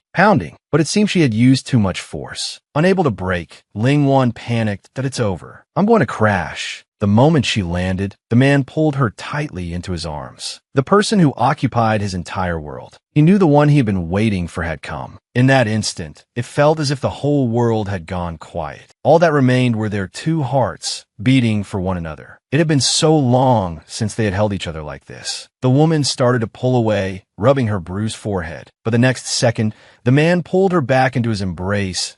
"Don't move," his deep voice murmured in her ear. The young woman looked up. His handsome face was inches away, making her heart flutter. This moment, this warmth, this scent, it was all so familiar. Sensations nearly forgotten over the long years were now screaming out. Memories of the past flooded her mind. This person before her, he was the one she had been searching for so desperately. Her one and only, irreplaceable, my princess. At that moment, Lingwan was curled up in the man's arms like a kitten. Her crimson cheeks made his breath quicken. Just as the two were savoring the joy of their reunion, Li Suang suddenly appeared behind them, startling Lingwan so much that she shot out of the man's arms. "I didn't mean to interrupt," he stammered. "I just wanted to say, our boat is on fire." Hearing this, Lingwan's face fell. Xie rushed forwards to comfort his wife. He then ordered Li Suang to pull up alongside the nearest boat. As the two vessels departed, Xie pulled his wife without hesitation, moving to another boat. But Lin Wan turned back to pick up her lantern. Facing the man's confusion, Lin Wan pouted, saying that the Flower Boat Festival is for finding a soulmate under the moon, and the lantern is a token for the matchmaking. If it's lost, it won't count. Xie was amused by her adorable expression. He then helped her step onto another boat. But Yunlan, emerging from the cabin, saw them holding hands and instantly flew into a rage. "How come this boat looks so familiar? It's a small world for enemies. Your lantern is out, and you still dare to hold His Highness's hand. How outrageous!" Lin Wan blinked her eyes, and no one said this lantern had to be lit. "On the other hand, you were secretly setting fires and nearly got people killed. You're the outrageous one. You're slandering me. This princess would never set a fire." Xie thought for a moment and stated that it indeed wasn't her. Setting a fire on water can't kill anyone. Unless... Just then, a maid ran over to report that the boatman had disappeared. Realizing the gravity of the situation, Xie sensed danger and immediately ordered everyone to jump ship. With a loud bang, both boats were instantly blown to smithereens. Out of danger, Lin Wan lay on the shore, unable to understand who would want to kill Yunlan. But when she saw Xie Qi rushing over anxiously, she realized that the person wanted Yunlan and Xie Qi to die together. But Xie Qi had only just arrived here. So who could the assailant be? Seeing the two acting intimately again, Yunlan was furious. Lin Wan, you've already been disqualified. Let go of His Highness's hand now. The young couple was left speechless by her words. After nearly being blown to bits, this is all she could think about. She must be a bit of an idiot. Don't you forget, your lantern is already out, so you must withdraw. But, big sister, have you also forgotten? Your lantern has been blown to smithereens. Hearing this, Yunlan smirked slyly. Who said this princess only has one lantern? Look behind me. I bought all the lanterns on this entire street. Ha ha ha. Unexpectedly, the man suddenly burst out laughing. The seventh princess has lit the way for this prince. This prince is naturally delighted. As he spoke, his eyes never glanced at her, but remained fixed on his own wife. Hearing this, Lin Wan stood there stunned, her pale face instantly flushing red. The next second, she left them behind and ran off. This princess is going back to freshen up now. The man then looked at his wife. The night is still young. 11th princess, why don't you take a stroll with this prince? Burning with jealousy, Lin Wan pouted that aren't you delighted? You should go for a walk with your 7th princess. Seeing this, the man became playful, saying that with the 7th princess gone, she was a reluctant choice. This was enough to thoroughly infuriate Lin Wan. Seeing her silence, the man tentatively tried again, 11th princess, only for Lin Wan to raise her hand and hit him with a stick. 11th my foot. The man clutched his head, crying out that it hurt. It's supposed to hurt. You're lucky I didn't kill you. She then stormed off. The man picked up the fallen lantern. However, his master's actions confused Li Shuang. Why would he anger his wife whom he had just found? The man stared intently in the direction she left. Don't you think she's cute when she's angry? The single Li Shuang replied, I don't get it. But in reality, the man had deliberately sent her away. After all, the boat had exploded. He expected someone would come to check on the outcome soon. He wanted to see just who dared to harm his person. Meanwhile, a furious Yun Wangshu pinned the man against the wall.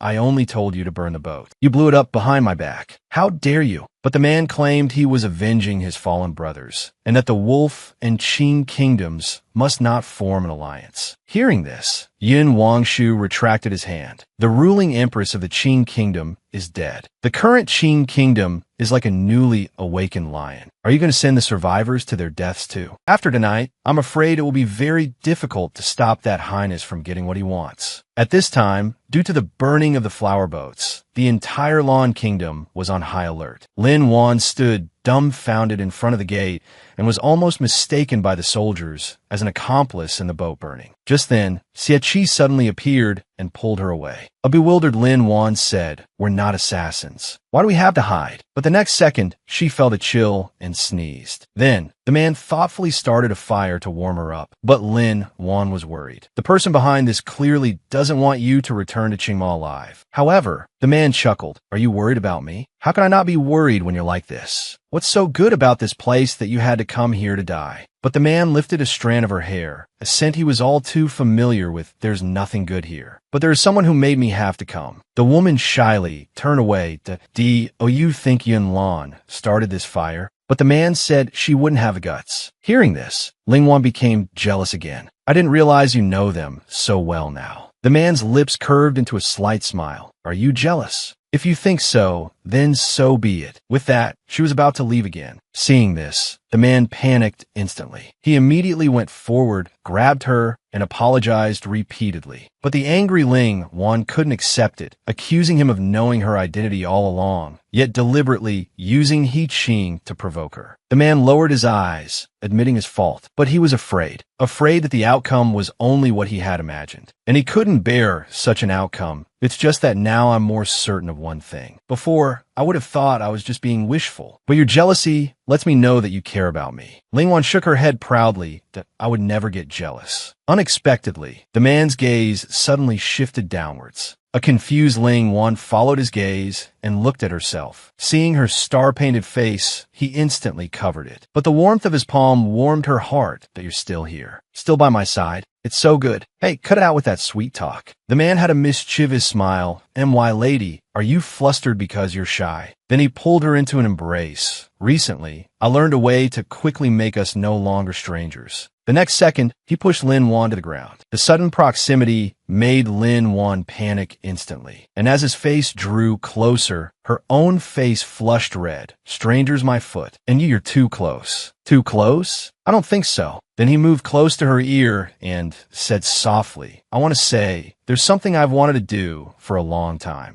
The man pushed his wife to the ground, wanting to take their relationship a step further. But this action made Lin Wan extremely flustered. After all, they were outdoors. Seeing this, the man grinned mischievously. Does my lady mean that if we were in the bedchamber, we could continue? Lin Wan reached out and pushed the man away. You don't talk nonsense. But the next second, Xie grabbed her hand and pressed it to the ground again. This separation had made him yearn for her immensely. We are husband and wife. Naturally, we should do what married couples do. From the day you left me, I decided. The next time I saw you, I would definitely devour you. Even so, he still wanted to save that beautiful moment for when she was willing. Although they were just holding each other, her scent intoxicated him. But it's so good to have you, Ling Wan. Unexpectedly, the sound of hurried footsteps came from not far away. Ling Wan quickly pushed him away. I think someone's coming. At that moment, a frantic Yun Wangshu arrived on the scene. Seeing him, Lin Wan's heart tightened. The ground was slippery just now, so he fell. Beside them, little Aki pouted, clearly dissatisfied with this explanation. Unexpectedly, Yun Lan had also trotted over. When she saw the two of them still together, she exploded. Why are you still pestering the Regent King? And you, in this state, you're simply shameless. Seeing this, Wangshu immediately stepped between them to stop her. Princess Shi, please watch your words. Don't bring shame upon the Lan Kingdom and yourself. Then he took off his own outer robe. He gently draped it over Ling Wan.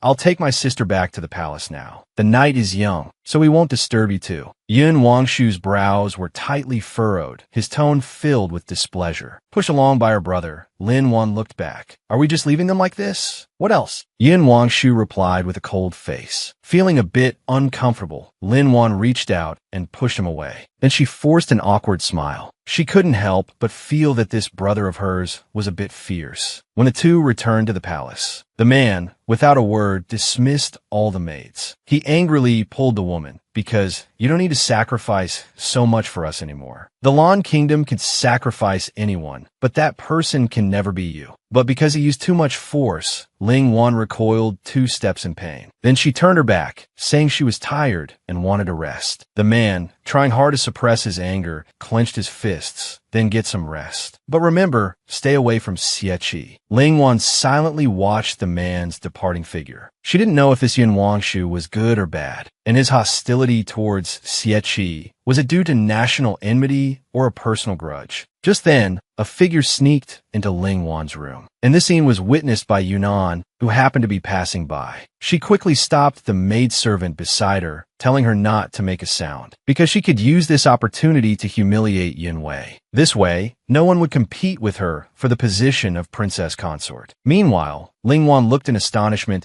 at Xie, who had barged in late at night. Why are you here? The man pinned her against the wall with a mischievous smile. Didn't you say we couldn't find a chance to be alone? So I came to let you experience what it means to be truly alone. However, the woman burst out laughing, inwardly calling him a paper tiger. He was clearly nervous to death, but still deliberately trying to flirt with her. Her reaction clearly surprised the man. He stood there stunned. At this moment, Ling Wan deliberately placed her hand on his chest. Then please, Your Highness Prince Zhao, enlighten me. What is this so-called truly alone? Her alluring voice made the man's face flush red. In the silent air, apart from the faint rustling of the wind, only the sound of the man's heartbeat remained. The woman chuckled softly. Your heart is beating so fast. That's because it's longing for you. And you? We've been apart for so long. Are you longing for me too? Hearing this, Ling Wan instantly blushed. When did the Regent King become so cheesy? The man gently caressed her face. That I thought you would like it. Flustered, Ling Wan didn't dare to look him in the eye. When did I ever say I liked it? Unexpectedly, the man suddenly became serious. asking her if it was because of her identity as a princess from an enemy nation that you left without saying goodbye. Hearing this, Ling Wan's heart tightened. Just as she was about to reveal her identity, Yunan's voice came from outside the door. Yun Wei, an assassin has suddenly appeared in the palace. For your safety, I brought people to conduct a search. This sudden move left Ling Wan completely stunned. In a panic, she looked around, searching for a place to hide him. Seeing that Yunan was about to break down the door, Ling Wan quickly ran to the cabinet. But the man refused. I am the dignified regent king of the Qing nation. I'm not going to hide in a cabinet as if I'm having an affair. I won't do it. What's wrong with me seeing my own wife? The woman grabbed him. Just now, you didn't act like a regent king at all. You were more like a lecherous scoundrel. Then, with a whoosh, she threw the man into the cabinet. When Yunnan burst in with her people, Ling Wan was sitting nonchalantly on the cabinet. Sister, have you given up being a princess to become a palace guard instead? Such toil and worry can't be good for your health. An assassin has appeared in the palace. I suspect they're hiding in your chambers. After speaking, she didn't forget to look around for any suspicious signs. Before I marry into the Qing nation,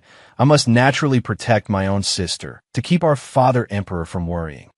You're mistaken, sister. It's not yet certain who will marry into the Qing nation. Yunnan smiled smugly. If a man is found in my dear sister's chambers, I'm afraid you won't be able to marry even if you want to. Men, search the place. A man sneaks into his beloved's private chamber in the middle of the night. Before they could even get cozy, someone came knocking to catch the heart stealer. As the regent king, he was stuffed into a cabinet by his wife, just as Yunnan ordered her men to search. Yin Wangshu, who had already left, turned back that I was not aware that the seventh princess was now in charge of palace security. Yunnan stated that she was worried about Yun Wei's safety and reputation, which is why she ordered the search. She then gave Yun Wei a meaningful look that I only meant well. I don't know what my sister is so worried about, that you keep trying to stop me. Hearing this, Yin Wangshu directly ordered the men to begin the search. During a pause in the search, he slowly walked towards Yunnan, pretending he had just come from the Regent King's place. He told me that the choice for the consort will be decided soon. Sister Yunnan, you should go back and rest early to prepare to become the princess consort of Qing. Hearing this, Yunnan was overjoyed. Did he really say he would choose me? Who else is more suitable than you? If the search turns up nothing, you should return to your palace and rest. Just then, a searching guard reported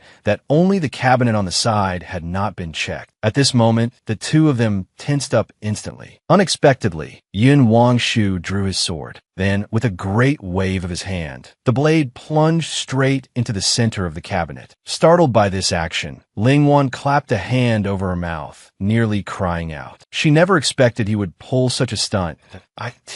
Seems there's no one in the cabinet either. Now that the search is over, let's all disperse. Having failed in her attempt, Yun Lan let out a cold snort and left the scene. Just as she left, Yun Wangshu called out in a cold voice, "Come on out, Your Highness, the Prince Regent." He then nonchalantly poured a cup of tea for him and told him to leave at once. Since Your Highness has intentions for Yun Lan, you'd best not come and provoke Yun Wei anymore. Hearing this, Xie laughed out loud.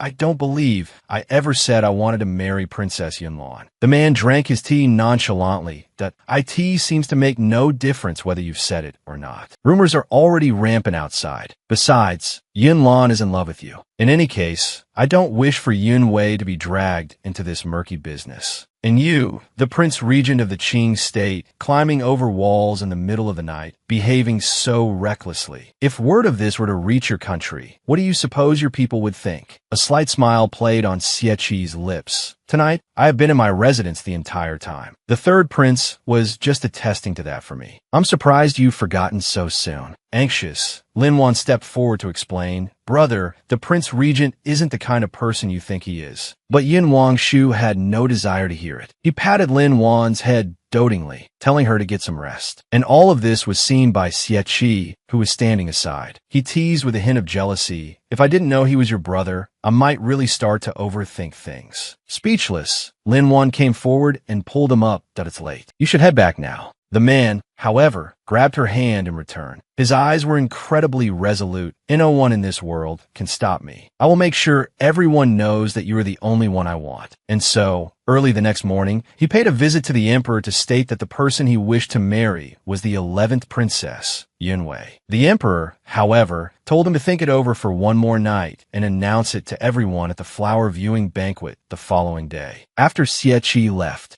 Yinlan's birth mother began to fan the flames, stating that Yunwei grew up in the cold palace and was, in every respect, a less suitable match than Yunlan. The emperor sighed at her words. If only he would change his mind and choose Yunlan, that would be wonderful. Meanwhile, upon learning that she had not been chosen by the prince regent, Yunlan was furious. To stop the two of them, she ordered her handmaiden to spread the news all over the city that the prince regent was sterile. Very quickly, this news circulated inside and outside the palace, becoming a topic of gossip for everyone. The prince regent seems so elegant and charming. I can't believe he's unable to have children. If a woman were to marry him, wouldn't she be living like a widow? These very words were overheard by Lin Wan, who was taking a bath. She never would have guessed she'd overhear such a huge piece of gossip. As an image of Xie Qi's silly face flashed through her mind, she felt a pang of shyness. As she, lost in thought, prepared to stand up, she was completely unaware of the figure approaching from behind. "I ask this what you want, my lady," a man's deep voice suddenly whispered in her ear. Scared out of her wits, Lin Wan scrambled to cover herself. "Why are you here?" The man was amused by his wife-to-be's comical reaction. "Everyone in the palace knows I'm going to marry you. Of course, I can enter and leave your palace as I wish." Lin Wan was rendered speechless. With a free hand,